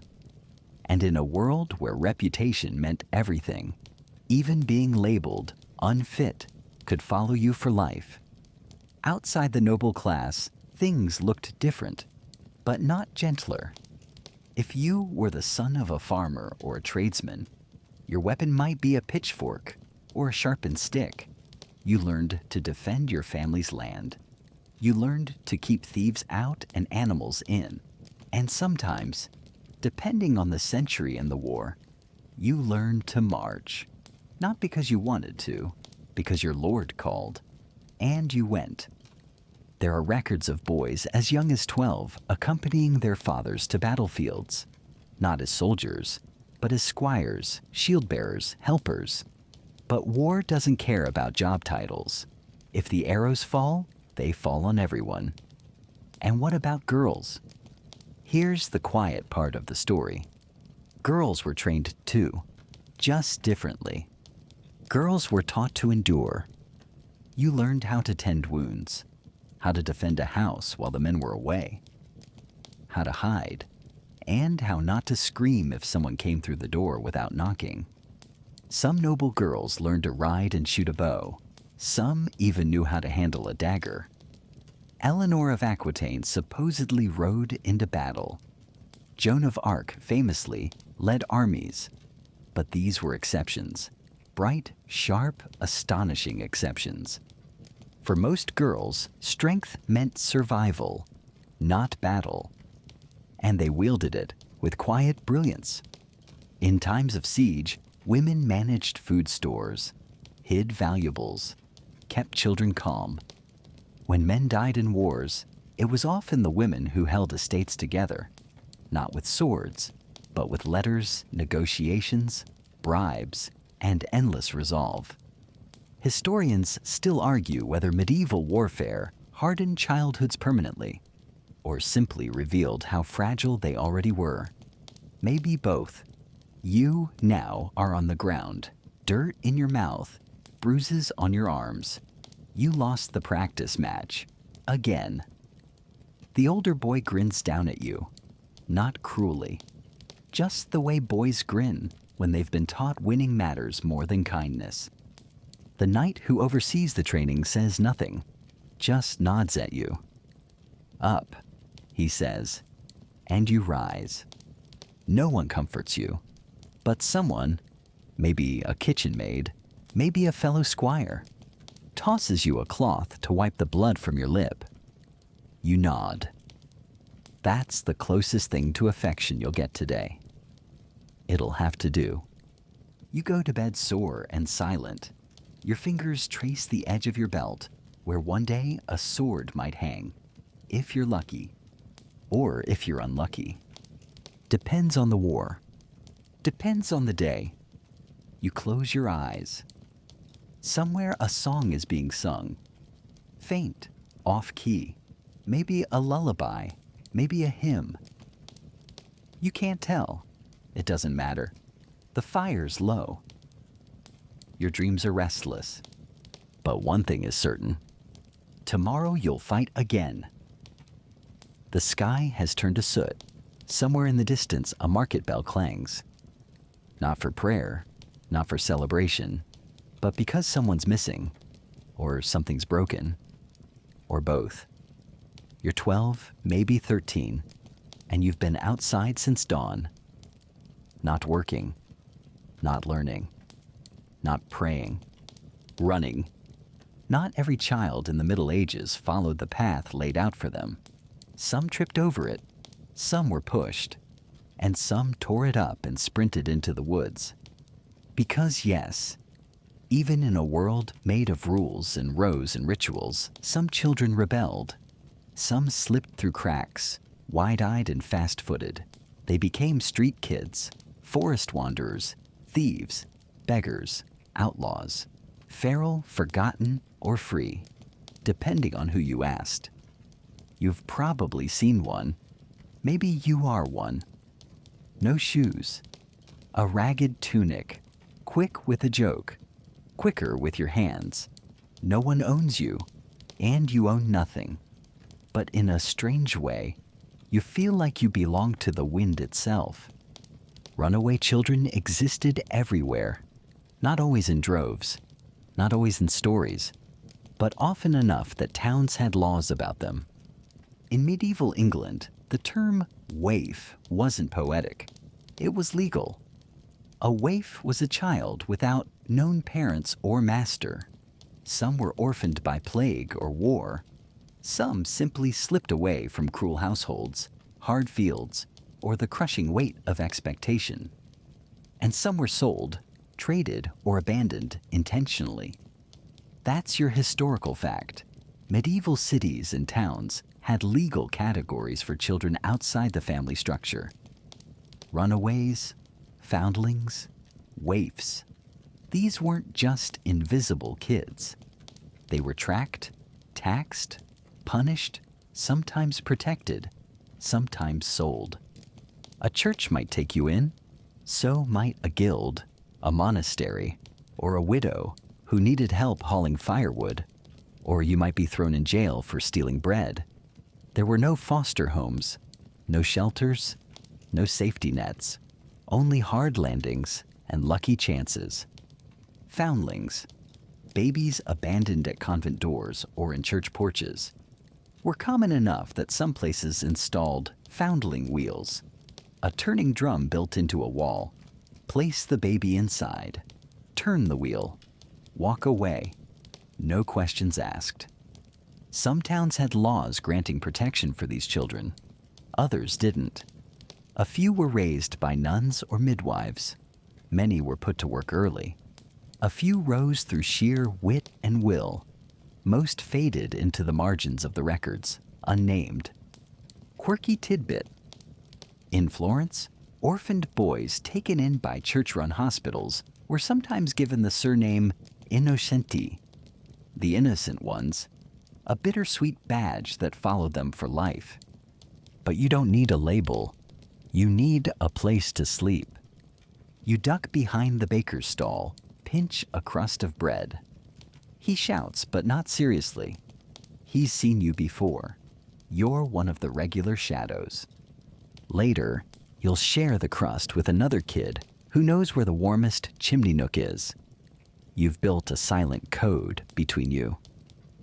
Trade food, trade favors. Trade lies about who you were before you lived like this. Historians still argue whether these feral children were a major social problem, or simply a visible reminder of a world that couldn't care for all its own. Some scholars claim these kids were precursors to modern street gangs. Others think they formed loose, almost familial groups, packs if not households. Some children escaped into forests, alone or with outlaws. Robin Hood types? Rare, but not impossible. In 14th century France, records mention wild children captured during hunts, thought to be raised by animals, or simply hiding for years in the wilderness. Truth? Myth? Maybe both. But the fear was real. A child outside the system was unpredictable, dangerous even. And yet, some survived. They became messengers, scavengers, street performers, rat catchers. One boy in 15th century London apparently made a small living pretending to be a royal page, until he was caught selling fake pardons by the dozen. Cleverness was currency. Trust was dangerous. You learned early not to cry, or if you did, to do it where no one could see. And still, even here in the cracks, there was kindness. A cobbler might throw you scraps of leather. A nun might leave food on a windowsill. An older child might teach you how to sleep standing up, so your feet didn't freeze. These weren't grand gestures, just quiet rebellions against indifference. And some of you, the lucky, the strange, the golden-voiced, caught someone's eye. A lord looking for a page, a merchant in need of a quick-footed apprentice, a priest willing to teach letters in exchange for chores. You became someone again, not through blood or law, but by slipping into the gaps where need met opportunity. The rest? You stayed invisible, and sometimes being unseen was safer. You curl up tonight beneath the bones of a broken cart. You listen to the night, the owls, the whispers, the way silence stretches when you're not expected home. You feel hunger like a bruise, but also, strangely, you feel free. No one calls your name, but no one calls you worthless either. You are not a child in the way others are. You are your own story now. Written in footprints, told in shadows, dreamed in alleys and ash. The room smells of tallow and damp wool. Somewhere beyond the shutters, bells ring. Not church bells, but smaller, higher, thinner. You follow the sound with your eyes and find a boy no older than you, maybe younger, being led through the street on a pony. He wears a too large robe and a heavy wooden cross around his neck. Behind him, a procession of monks chants softly. The townspeople bow. Some weep. You blink. That boy is being canonized before he's buried. In the strange, mythic world of the Middle Ages, a child wasn't just a future adult. Sometimes they were seen as vessels for innocence, for miracles, for sacrifice. The church knew the power of a child's story, especially if that story ended too soon. Child saints and martyrs weren't everyday occurrences, but they were real enough to fill manuscripts, stained glass windows, and church calendars. Sometimes their stories were tragic, other times, chilling. That's your historical fact. The Middle Ages canonized several children, especially in cases of violent or mysterious deaths. These children were often claimed to have died in the faith, victims of evil, elevated by virtue, immortalized by rumor. Take William of Norwich, a boy whose death in 1144 set off one of the earliest and most horrifying blood libel accusations in Europe. He was found dead in the woods, and local stories claimed he'd been murdered by Jews in a mock crucifixion. The claim wasn't just false, it was deadly. It led to centuries of violence against Jewish communities across Europe. William was never officially canonized, but his shrine drew pilgrims, offerings, and darker echoes. Or consider Simon of Trent, Another young boy whose 1475 death was weaponized into myth. He too became a rallying cry for anti-Semitic violence, wrapped in holy rhetoric, and crowned with sainthood by public devotion, though not official church declaration. And then there were the softer stories. Saint Agnes, martyred at 13. Saint Tarcisius, a boy who died defending the Eucharist. Children who became symbols of purity, courage, and the belief that God sometimes speaks through the smallest mouths. You, of course, are not destined for sainthood. You hope not, because sainthood, in stories like these, usually comes with suffering. Still, the stories reach you. The local priest tells you about a girl who glowed with light as she died of fever, smiling as she passed. Or a boy who, they say, never cried, even while dying, and whose body didn't decay. You nod, you listen, you wonder what it means to die well.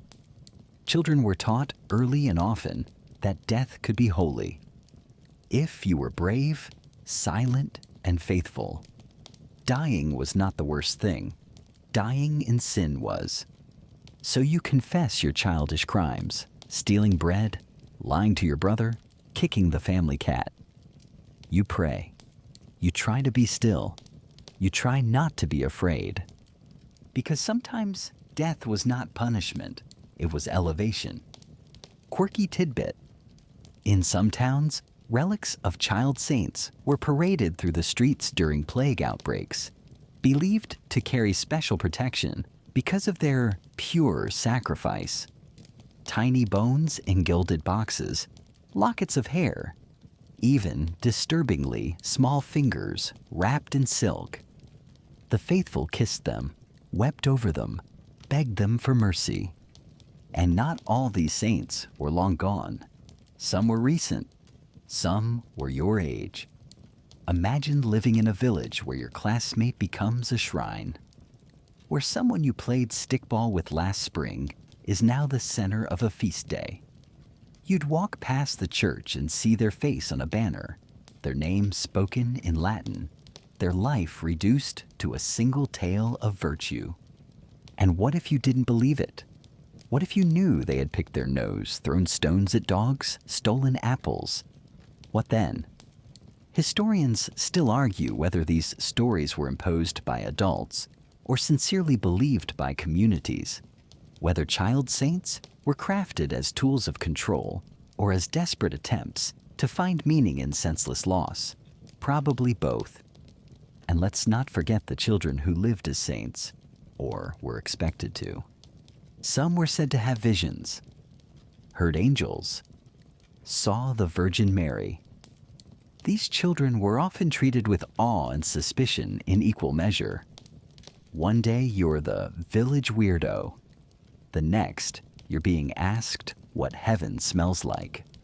Some children resisted. Some embraced it.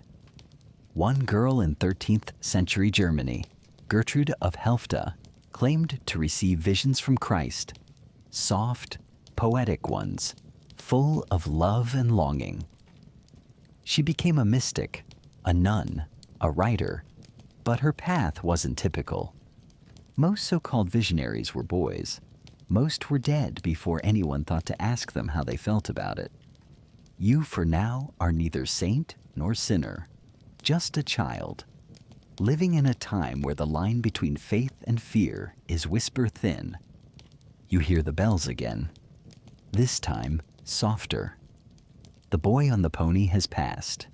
The chants fade. A woman in the crowd wipes her eyes. Another bows her head. And you think, not of death, not of sainthood, but of the way the pony's hooves clopped so steadily, like a heartbeat. You wonder if the boy was afraid. You hope he wasn't. And later, when you kneel at bedtime and mutter your own half-remembered prayers, you add a line just for him, just in case. You carry a basket of onions through the village square. They aren't yours. You're delivering them for someone else, someone older, someone louder. Someone who's probably forgotten your name already. But the butcher grunts a thank you. The baker gives you a plum pit to suck on. And an old woman resting on the church steps smiles with her eyes, like she knows your whole story without you saying a word. Because in this place, in this time, you're not being raised by two parents in a tidy house. You're being raised by everyone, and sometimes no one at all. The medieval child belonged in a strange way to the village. There were mothers and fathers, yes, but parenting wasn't a sealed bubble. There were aunts, uncles, godparents, cousins, neighbors, reeves, friars, bakers, beggars, all watching, all judging, all shaping you in quiet, relentless ways. If your parents died, and many did, someone else would step in, not formally, not ceremoniously, but functionally. That's your historical fact. In medieval communities, child rearing was often communal by necessity. Extended kin and unrelated adults played key roles in education, discipline, protection, and gossip. And oh, the gossip. If you sneezed too loud during Mass or were caught filching from the market cart, everyone knew before sunset. You were corrected not with gentle talks, but with barked commands from someone else's mother. You might be scolded by the miller, or hauled away by your godmother who lived 2 streets over and who somehow always knew. Godparents weren't just ceremonial placeholders. They were real figures of influence. They might sponsor your baptism, slip you a sweet on feast days, or, in some cases, take you in completely if your parents died or left. Godparenthood was often political, too. Families chose them to cement alliances, impress neighbors, or pull favors from higher up the social chain. Being someone's godfather meant something. Being chosen as a godchild was sometimes your first social achievement. And then there were the others, the not quite kin.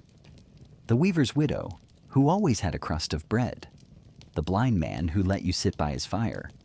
The merchant who told wild stories about ships that had never existed. These people didn't raise you exactly, but they shaped your sense of the world.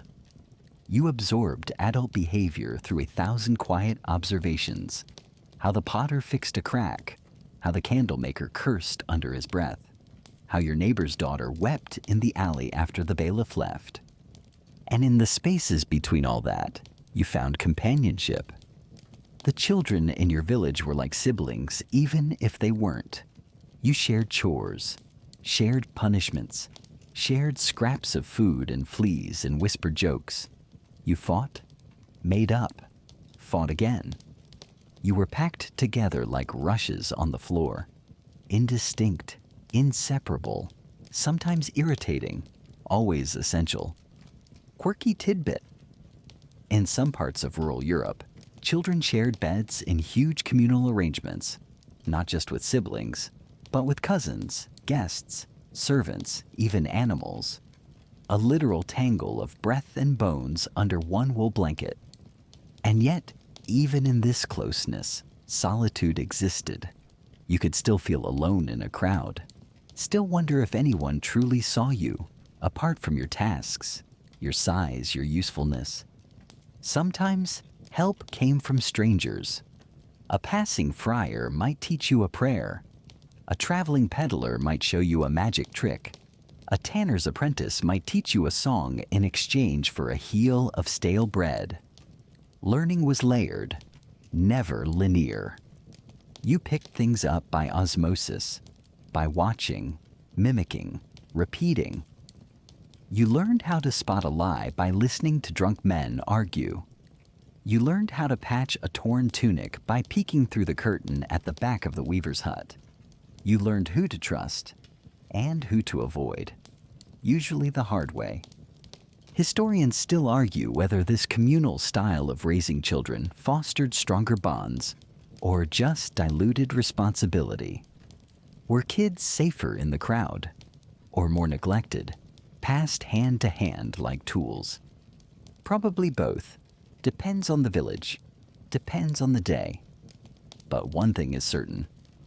You were never just yours. You were the baker's little helper, the priest's loud singer, the midwife's tea runner.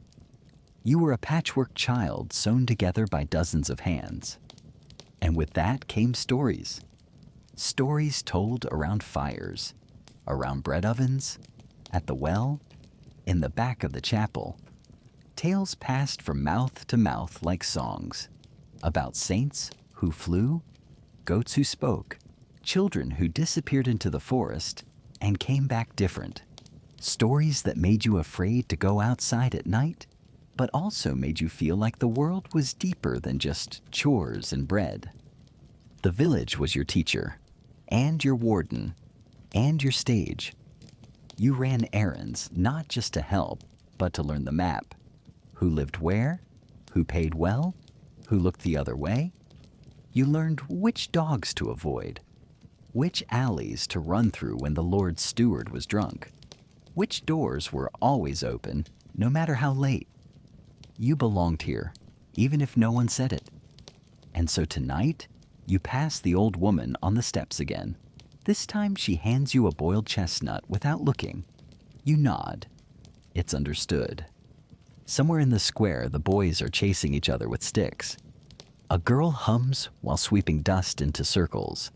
A mother yells someone's name. Maybe yours. Maybe not. You sit on the edge of the fountain and eat your chestnut slowly. You're not being watched. You're being seen. And in a place like this, that might be the same thing. You close your eyes. The village breathes around you. And you, small and growing, breathe back. There's blood on your tunic, and it's not yours. You're not hurt, just scraped.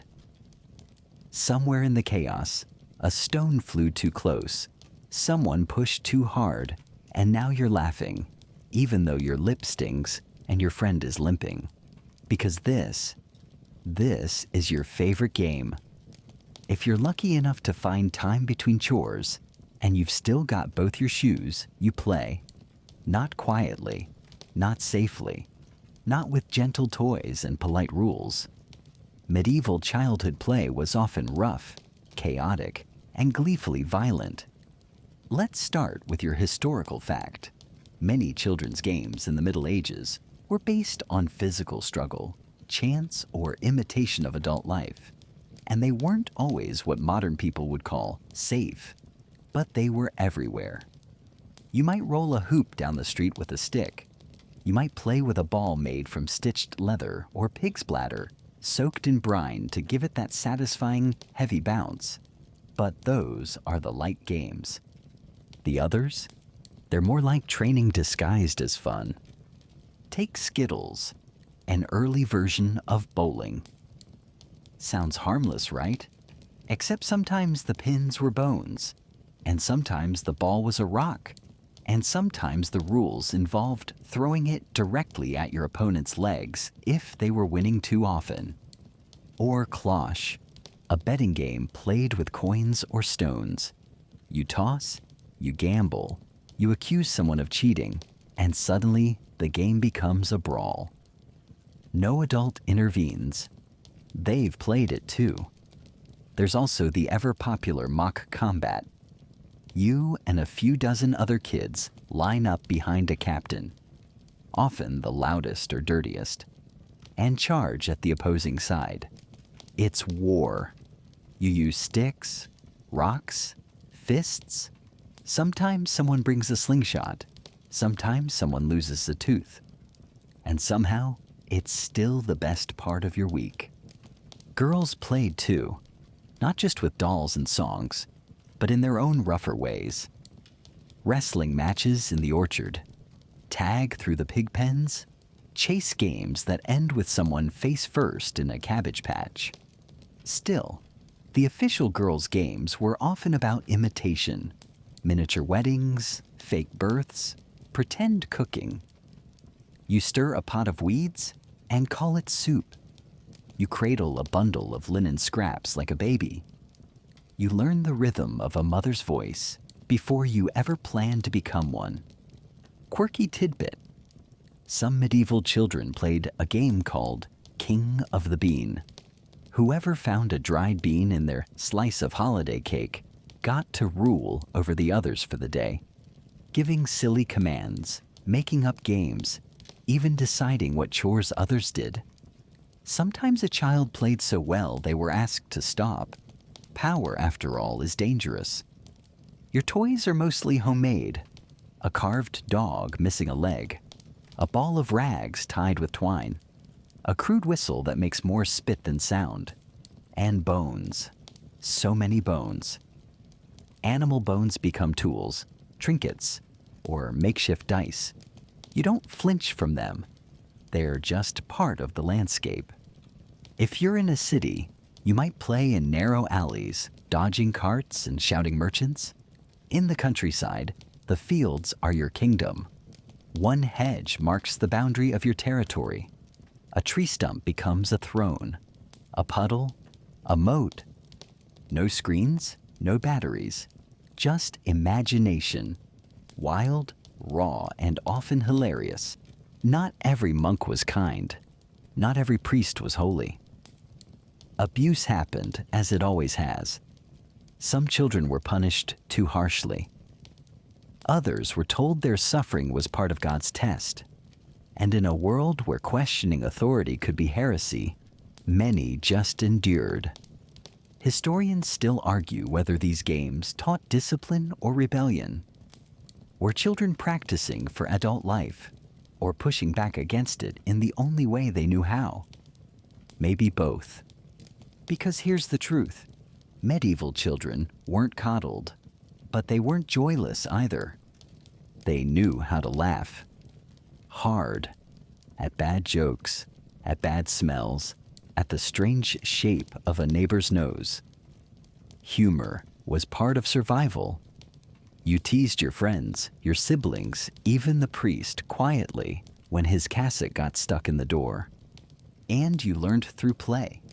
How to lose, how to win, how to recover when both went wrong. Sometimes play turned dark. Children mimicked executions, not symbolically, exactly. They built makeshift gallows, took turns playing the condemned. These weren't games for the faint of heart, but then again, this wasn't a childhood for the faint of heart either. There's one famous medieval image, a group of children playing a version of tug of war with a live goose tied by its feet. Each side pulls, the goose honks. Eventually, it dies, and the winning team cheers. Cruel? Yes, but cruelty in their world was normalized. Life was short, animals were food, and games didn't always end well.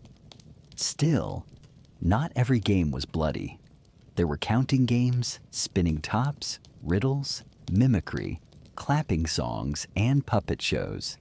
You played tag. You played hide and seek. You found the one warm beam of light in a freezing courtyard and called it a castle. You, right now, are catching your breath. Your chest aches, but you're laughing. Someone calls your name. A rock flies past your ear. You duck, grin, grab a stick, and charge. It's not organized. It's not safe. But it's yours. Your knees are scabbed. Your tunic is torn, and your voice is hoarse from shouting. And when the sun dips and someone's mother calls from a window, you scatter. The game dissolves, but in your head, it keeps playing. Because in a life of labor and expectation and risk, this was the one place you got to decide the rules and break them. You limp home. Someone hands you a piece of bread. You chew it slowly, dirt under your fingernails, victory in your grin. And as you lie in your straw bed, muscles sore, laughter still caught in your throat, you know you'll play again tomorrow. If you don't get caught. Wing. A goat nudges your leg. You nudge back. It's an old game between the two of you, one that slowly escalated from friendly bumps to borderline street brawls. You're not sure who's winning anymore, but the goat keeps coming back. So do you. In the Middle Ages, your best friend might not have been another child. It might have had 4 legs, hooves, feathers, or a tendency to chew your tunic. Pets weren't pets the way we think of them, but they were still part of your world. Sometimes a source of comfort, sometimes just food with personality. You didn't grow up with pet insurance or collars with jingling tags, but you might have grown up with a piglet that followed you everywhere, a cat that slept in your bed, a goose that hissed at strangers and then waddled after you like a bodyguard. And no one found it strange. That's your historical fact. Although the concept of pets as beloved companions didn't fully form until later centuries, children in the Middle Ages frequently kept close relationships with animals, not out of sentimentality, but out of proximity, need, and shared survival. Dogs were everywhere. Big ones for hunting, small ones for catching rats, scrappy ones for everything else. Cats, too, prowled freely, especially in barns and kitchens. They were valued for their mousing skills. Feared a little, too, because anything independent was suspicious, especially if it stared too long. You might be told to avoid the black ones, or that if a cat sat on your chest while you slept, it was trying to steal your soul. But you'd still feed it milk, and it would still curl up beside you when the frost hit the windows. And then there were the odd choices. Monkeys, falcons, even pet squirrels in noble courts. Quirky tidbit? A 14th century Parisian woman was fined for letting her pig roam free. After it bit a child, the pig was put on trial. Yes, a literal courtroom trial. Pigs in some places had legal status, especially if they acted up. But for you, the animals weren't legal cases. They were part of the landscape of your childhood. You tied string around a beetle and let it fly in dizzy circles. You tried to train a frog. You gave a name, maybe even 2 names, to the family goat and swore it understood you. If you were a noble, you might have a hunting hound, trained and sleek, kept in special kennels, or a pet bird. Falcons were status symbols.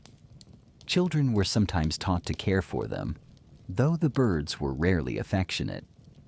But most of the time, your animal companion was one that doubled as food or labor. The piglet you named might be slaughtered in winter. The lamb you fed from your hand might disappear one day. No questions asked. This was a hard truth, one you learned early. Love in this world often came with a knife, and still children grew attached. There's a story in a 13th century English account about a boy who refused to eat for 3 days after his favorite ox was sold. Not a pet, strictly speaking, but loved and missed. There's another record from an Italian farmstead where a child buried a dead dog with a tiny carved cross and a string of beads. A funeral, not required, not sanctioned, but real. Historians still debate whether medieval people saw animals as friends in the modern sense. The records are scattered, but the evidence of affection, carved in graffiti, written in margins, buried in shallow graves behind cottages, suggests yes, at least sometimes. You today are trying to build a saddle out of rope for a sheep who clearly has no interest in being ridden. Your hands are scratched. Your tunic is muddy. Your siblings are laughing hard. The sheep finally wins, and you hit the ground in a puff of straw and pride.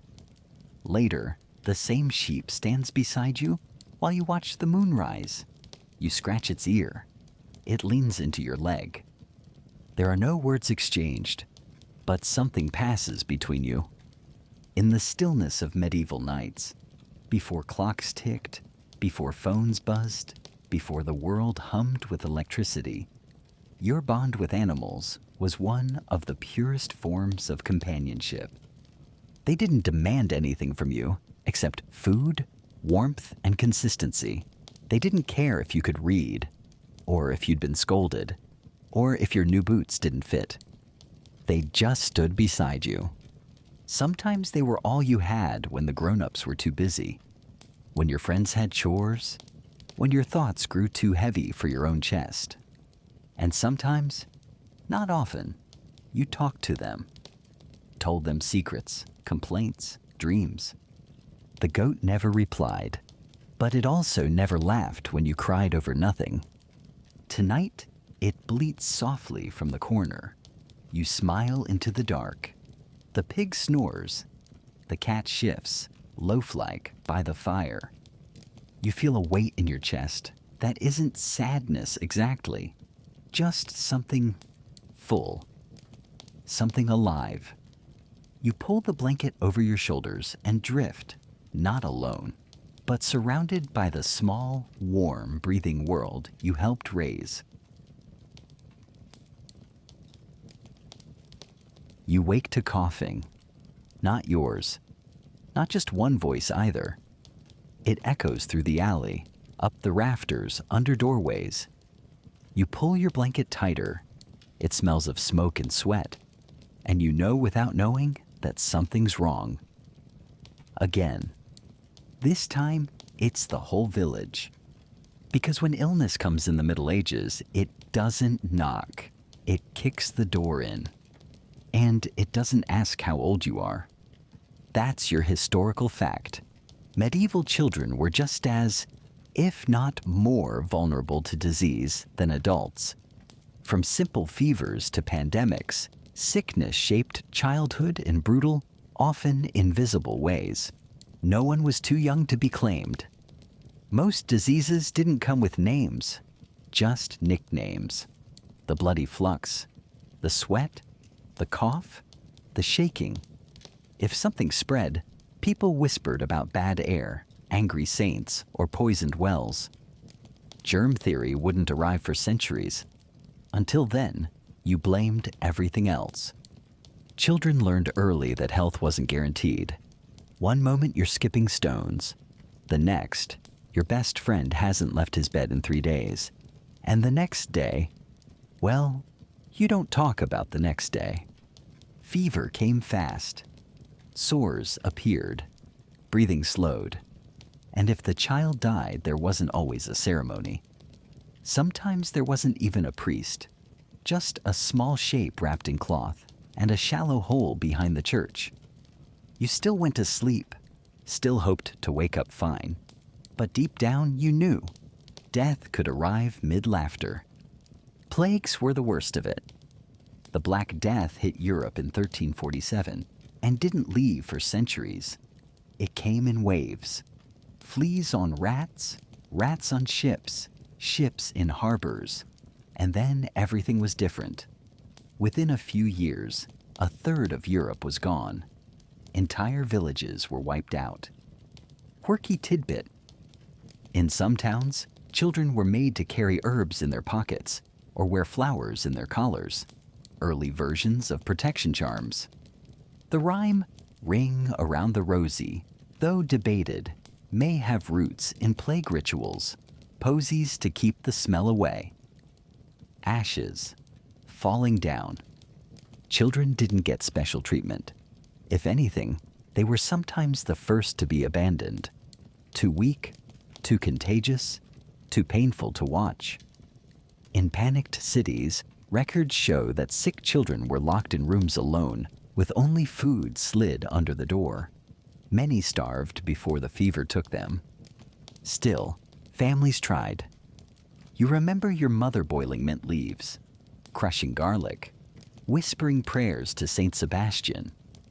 Not because it worked, but because doing something felt better than doing nothing. Doctors, when they came, wore beaked masks filled with herbs.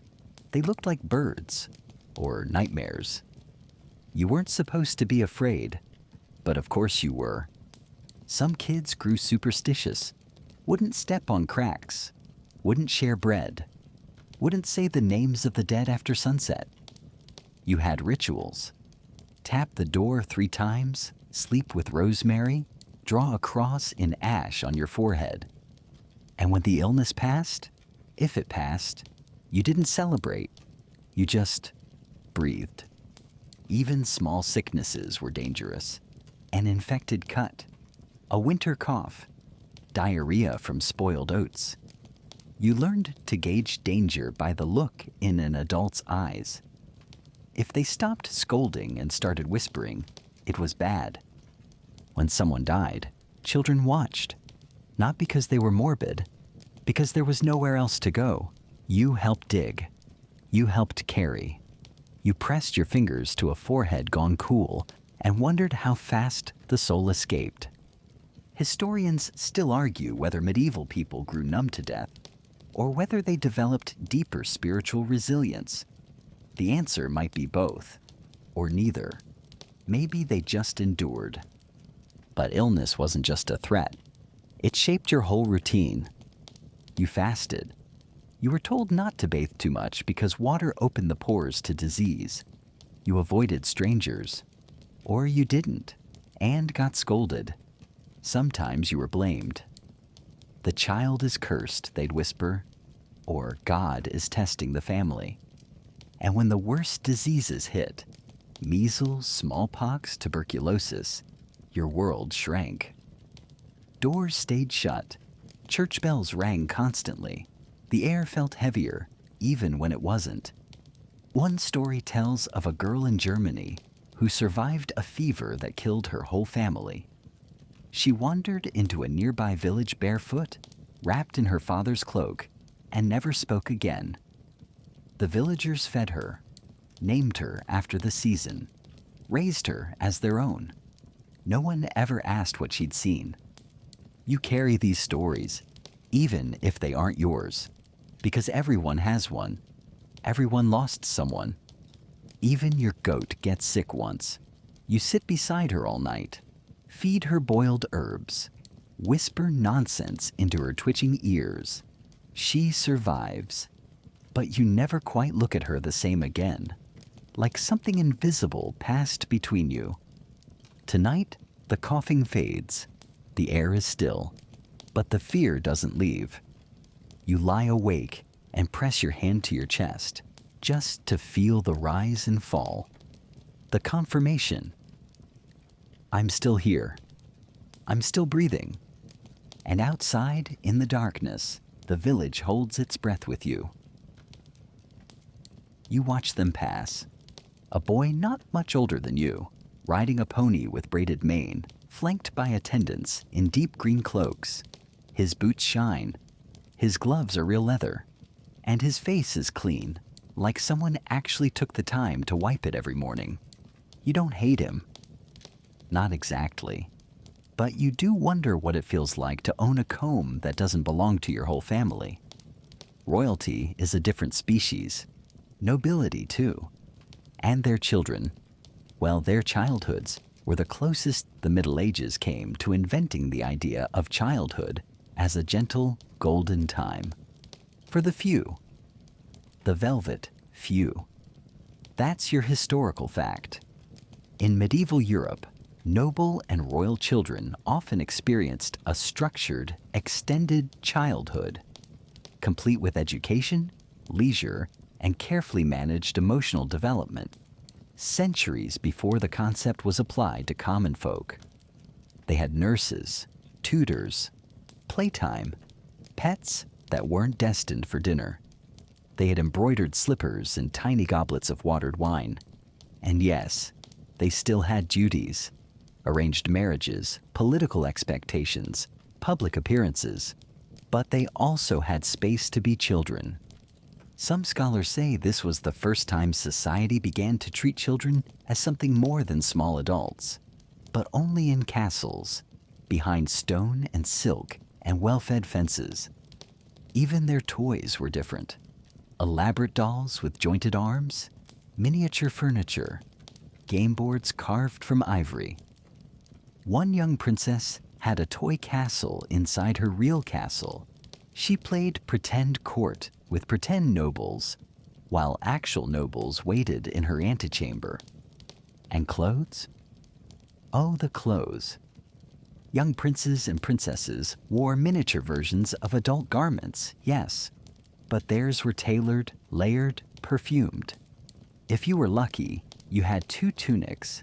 They had wardrobes. Quirky tidbit. The future Richard II of England was given a real live monkey as a child, a court favorite that wore its own tailored doublet. You, meanwhile, once tried to befriend a chicken and were scolded for naming your future dinner. But even here, in the cushioned cradle of privilege, childhood wasn't carefree. Royal children were pawns in games far beyond their comprehension, betrothed before they could spell it, trained in rhetoric before they could tie their shoes. They learned diplomacy at the dinner table. They learned fear when someone mentioned an heir and looked pointedly at them. Their days were carved into lessons: dancing, grammar, heraldry, scripture, swordplay.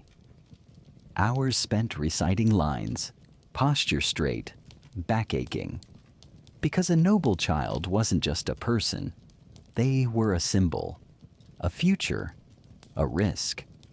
And if they cried, if they got sick, if they hesitated during a ritual or dropped the wrong fork at a banquet, they were corrected, sometimes harshly, sometimes publicly. A child of royalty had no room for clumsiness. The kingdom needed composure. Some cracked under it, some rebelled.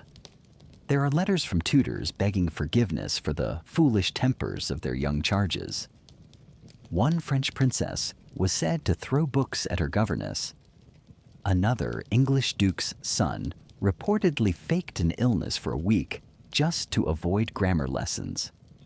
But the expectations didn't vanish. They only got heavier. And behind the silk, still children who missed their mothers, who envied the stable boys, who whispered stories to their dolls about running away to live in the woods. One tale tells of a Spanish noble girl who befriended the kitchen maid, snuck down nightly for crumbs and gossip until her father found out and had the maid whipped. The girl reportedly didn't speak for 3 days. Her governess called it tantrum. Others called it grief. Because even privilege comes with bars. Still, if you were noble, you might have been painted, immortalized in oils, clutching a falcon or a flower, gaze distant and slightly terrified. You might have poems written in your name, a marriage arranged before your 2nd birthday, a political treaty sealed with your signature before you learned to read. But also you might have had toys, time, tutors who cared, parents who, though stern, left notes about how you smiled in your sleep, because nobility didn't always mean cruelty. Sometimes it meant distance. A child raised by a nurse, tutored by a monk, married to a stranger, and still dreaming somehow of being just a child. Historians still argue whether these noble childhoods were genuinely kinder or just differently brutal.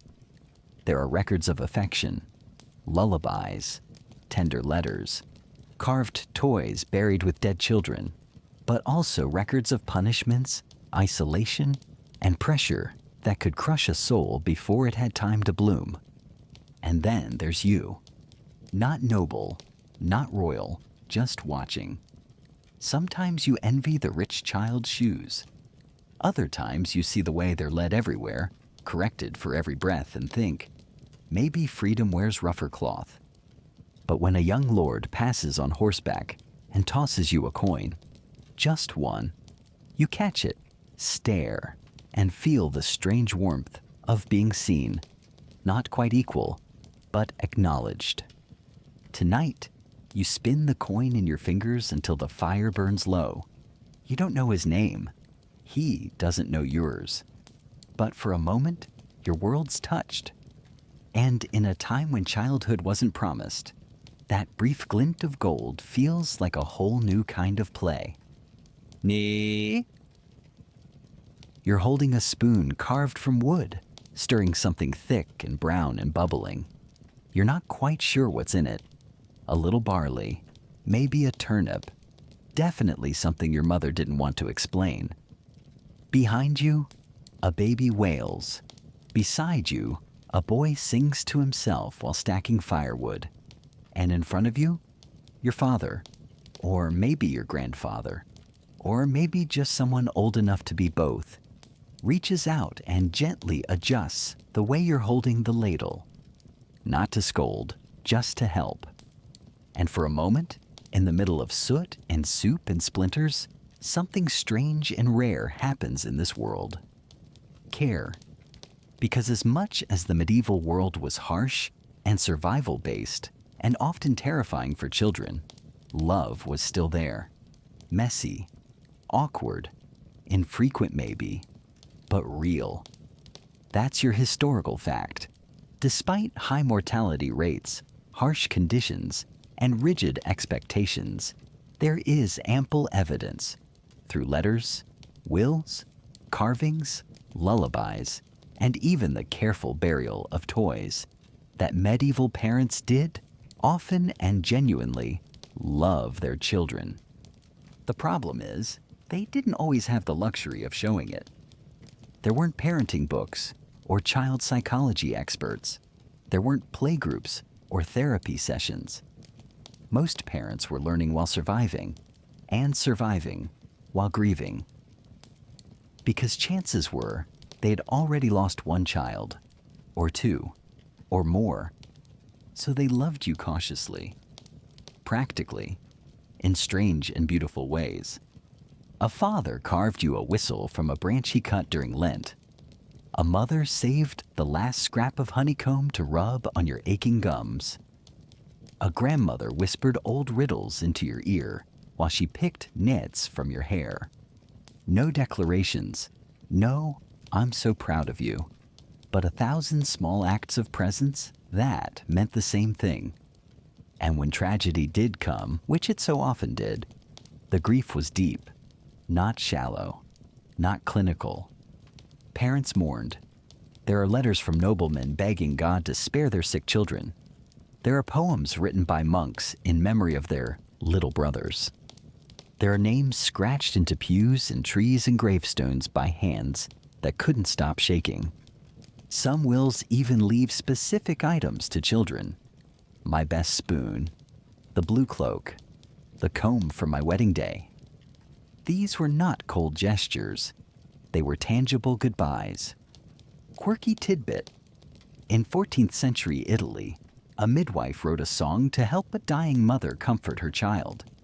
It was passed through villages, memorized by girls too young to understand it. A lullaby turned survival manual. And still, amid everything, there were moments of joy. A game of peekaboo that made your sister giggle until she fell over. A bundle of flowers left secretly on your straw bed after you'd been scolded too harshly. A father who, just once, let you ride on his shoulders like you were king of the world. Historians still debate how common this tenderness was. Did most children feel it, or only a few? Was love universal, or a rare private rebellion against the cruelty of the age? There are no clear answers, but the evidence, scattered as it is, hums with affection. You can see it in art. The Virgin cradling the Christ child, faces pressed close, eyes closed, not regal, but real. You can find it in lullabies that start with warnings and end with wishes. You can sense it in the stories passed between generations, tales of clever children, brave daughters, boys who made angels laugh. You, right now, are watching your mother stir the same pot you stirred earlier. She hums. You don't recognize the tune, but it's low and warm and carries something older than language. Maybe it's the same song her mother sang, and her mother before her. You don't speak. You just sit nearby, listening, letting the hum fill the room like heat. Sometimes love wasn't spoken. It was the sound of that hum, the scent of fresh bread, the way someone draped a cloak over you before dawn. Even discipline could carry a strange form of care. When your father scolded you for spilling water, it wasn't the anger that lingered. It was the way he later showed you, silently, how to carry the jug better, as if to say, I want you to last. Because parenting in this world wasn't about comfort. It was about continuation. Make it to the next spring. Teach the next thing. Pass on the skill, the story, the spoon. And sometimes that was enough. Tonight, you lie down on straw that still smells faintly of mint. Someone must have scattered herbs again. The baby is quiet. Your stomach is half full. You can still taste the turnip in your teeth. And someone, probably your mother, tucked the blanket tighter around you than usual. She didn't say anything, but you feel it.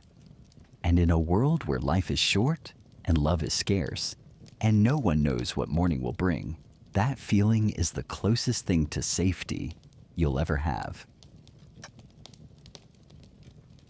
You're older now, not by much. A few inches taller, a few teeth missing, a few more chores every week. But you feel it in your bones. The way people speak to you, the way they expect you to answer, the way no one picks you up when you fall anymore. They just nod and wait for you to get back up. Childhood, such as it was, is ending. Not with a birthday, not with a diploma, but with a shift, a glance, a task given to you that's never coming back. That's your historical fact. In medieval life, there was no clear, consistent age that marked the end of childhood. Instead, children transitioned into adulthood gradually, often through labor, marriage, or religious initiation, depending on class and gender. You might be 10, you might be 14. It might depend on the weather, or the harvest, or the fact that your older brother just died, and now someone has to take his place in the field.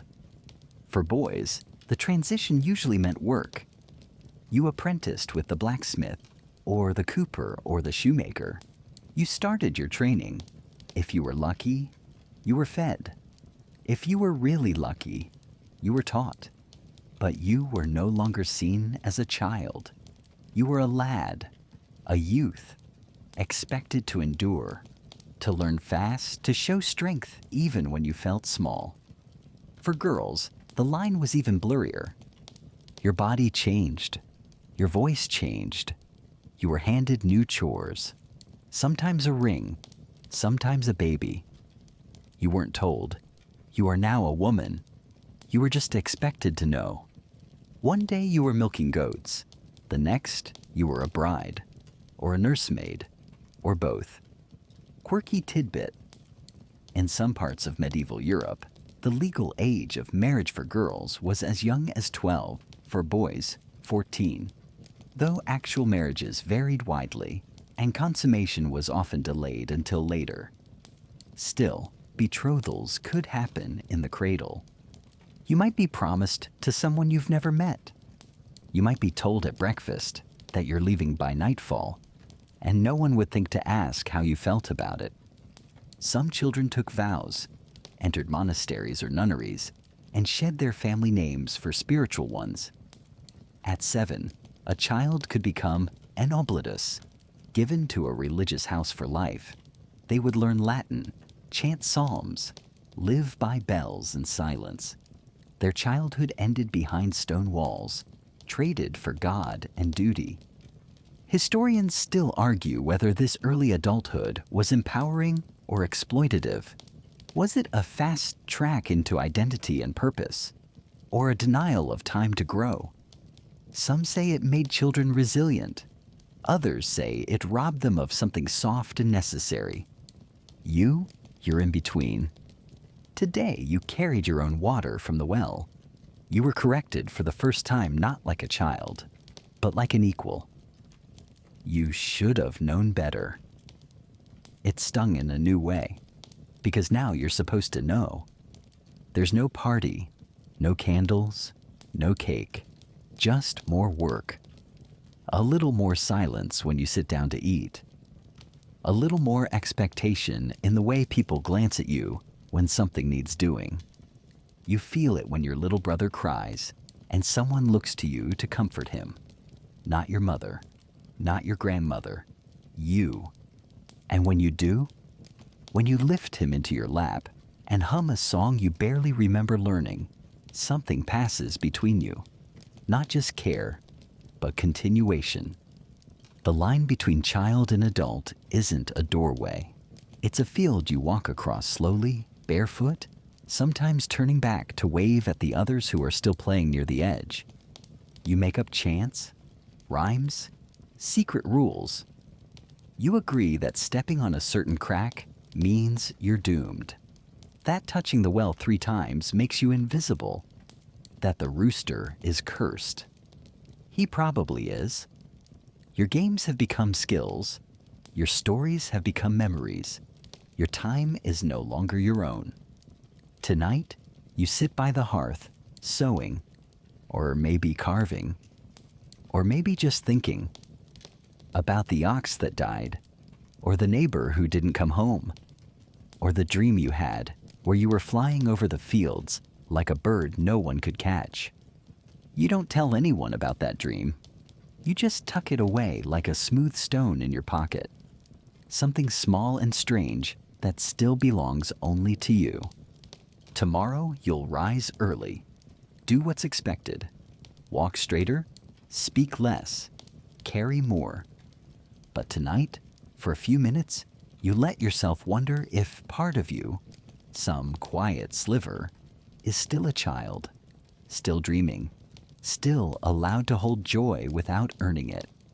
And in the darkness, while the fire cracks and the goats shift in their sleep, you whisper that flying dream to the rafters, not to be heard, just to let it live. Because even when childhood ends, not everything inside you does. There's a letter being read aloud in the courtyard. You don't catch every word. The scribe's voice is soft, and the wind keeps stealing syllables. But you know enough Latin now to understand the bones of it. News from the next town, a harvest shortfall, a bishop's decree, a boy your age pressed into service, maybe for the king, maybe for the church. You stir the pot anyway, chop the herbs, feed the fire. Life doesn't pause for news, even the kind that could change it. You're not a child anymore, but you're not quite whatever comes next either. You've passed through something invisible, a liminal state. No one clapped. No one called you grown. But your hands say it in their calluses. Your eyes say it in how they search the horizon now instead of just the sky. And that's your final historical fact. The end of medieval childhood was not a moment, but a process. A slow shedding of innocence and dependence, deeply entwined with class, gender, region, and fate. You might have already survived famine, watched a friend buried without ceremony, felt the weight of adult anger land on your shoulders, and known it wasn't coming off. Or you might still sneak apples when no one's looking, still hum songs you heard in the cradle, still hope, absurdly, that someone will fix everything one day. Because the end of childhood didn't come with wisdom. It came with responsibility. Responsibility to your family, your village, your station. You inherited not just land or tools, but silence, traditions, unfinished debts, expectations passed down like ill-fitting shoes. If you were lucky, you inherited a craft, a trade, the keys to a small future. If not, you inherited hunger. For noble children, the responsibilities were gilded, but still heavy. The treaties, the alliances, the inherited grudges. You had to smile at the right time, Bow at the right depth. Say the right thing even if your stomach ached from bad fish and fear. Quirky tidbit. Some noble boys were knighted at just 7 years old. Not because they were ready, but because a father needed a successor. They were dressed in armor they could barely lift and sent into court with wide eyes and trembling hands. Girls weren't knighted, but they were betrothed, bled, married, pregnant, sometimes before their voices had even changed. You've seen it happen. Your cousin, 2 years older, now married to a man twice her age. She still laughs like a child, but her eyes don't meet yours anymore. Not in the same way. Historians still argue whether medieval people mourned the loss of childhood. Did they recognize it as a stage, or simply endure its passing like a river current, inevitable, unremarkable? Maybe it depends on the river. You today are walking it slowly. You help with the threshing. You listen more than you speak. You've stopped asking why and started learning how. How to hold the sickle, how to lace the leather, how to soothe a crying baby even when your own heart feels full to bursting. You've started to remember things that never happened to you. Your father's stories, your grandmother's warnings, the tale about the boy who followed the moon and never returned. They're becoming yours somehow, like a second skin. Tonight, as dusk deepens, you sit beneath the lintel of your home, watching the sun slide past the edge of the village. The goats bleat once, and then settle. A distant owl speaks. Your fingers are stained with beetroot. Your knees ache from kneeling too long. You think about all the selves you've been. The child who chased pigs through the mud. The dreamer who talked to goats. The shadow of someone else's apprentice. The one who made a doll out of twine and lost it in the creek. They're still here somewhere, pressed into your spine like folds in paper. You carry them forward, even if no one else sees. Because medieval children didn't disappear. They transformed, quietly, gradually, without permission. And so do you. You press your hands together in your lap. You close your eyes. The fire crackles. Someone sings a lullaby, not for you, but near enough to catch. The smell of warm hay lingers. You feel something settle, something not quite peace, but close. Tomorrow, you will rise again. Shoulder more. Speak less. Smile, perhaps, for someone smaller who still believes the world is soft. But tonight, you sit still, and the world, just for a moment, pauses with you. The wind's quieter now, just a hush across the rooftops, like someone pulling a thick blanket over the world. You're not working anymore, not dreaming, not remembering, just drifting, and that's enough. Let your fingers rest, dirt still under the nails. Let the last embers fade in the hearth. You've done more than enough today. You are no longer the child you were at the beginning of this story, but that child is still somewhere inside you, soft around the edges, mud on their feet, laughter still clinging to their ribs. You carry them forward with every step you take. The goats are asleep. The floor is warm beneath your back. Somewhere a pot clinks gently, as if stirred by breath alone. And the stars, if you could see them through the thatch, are just beginning to peek through the velvet sky. There's nothing you need to do now. No fields to sow, no fires to stoke, no questions to answer. This is the part of the night when everything slows, stretches, settles, the kind of quiet that feels earned. You're safe here, in this space between stories and sleep. Let the rhythms of the day melt away, the footsteps, the laughter, the chores and the hunger and the strange, strange games. Let them all drift behind you like wood smoke, curling into nothing. If the past teaches us anything, it's that life keeps moving. But tonight, You don't have to. You've seen a world that didn't always understand children, but still made room for them in whispered songs, in carved toys, in the soft grip of a hand guiding yours over a bowl or a prayer. You've walked through centuries, barefoot and blinking, and now, finally, you get to rest. Let your breathing slow. Let your shoulders drop. The story is done now. You've heard what you came to hear. The world can wait till morning. If you've made it all the way to the end, leave a comment and tell me what story you'd like to hear next. I genuinely enjoy seeing and reading every kind word you share. Thank you for watching. Sweet dreams and good night.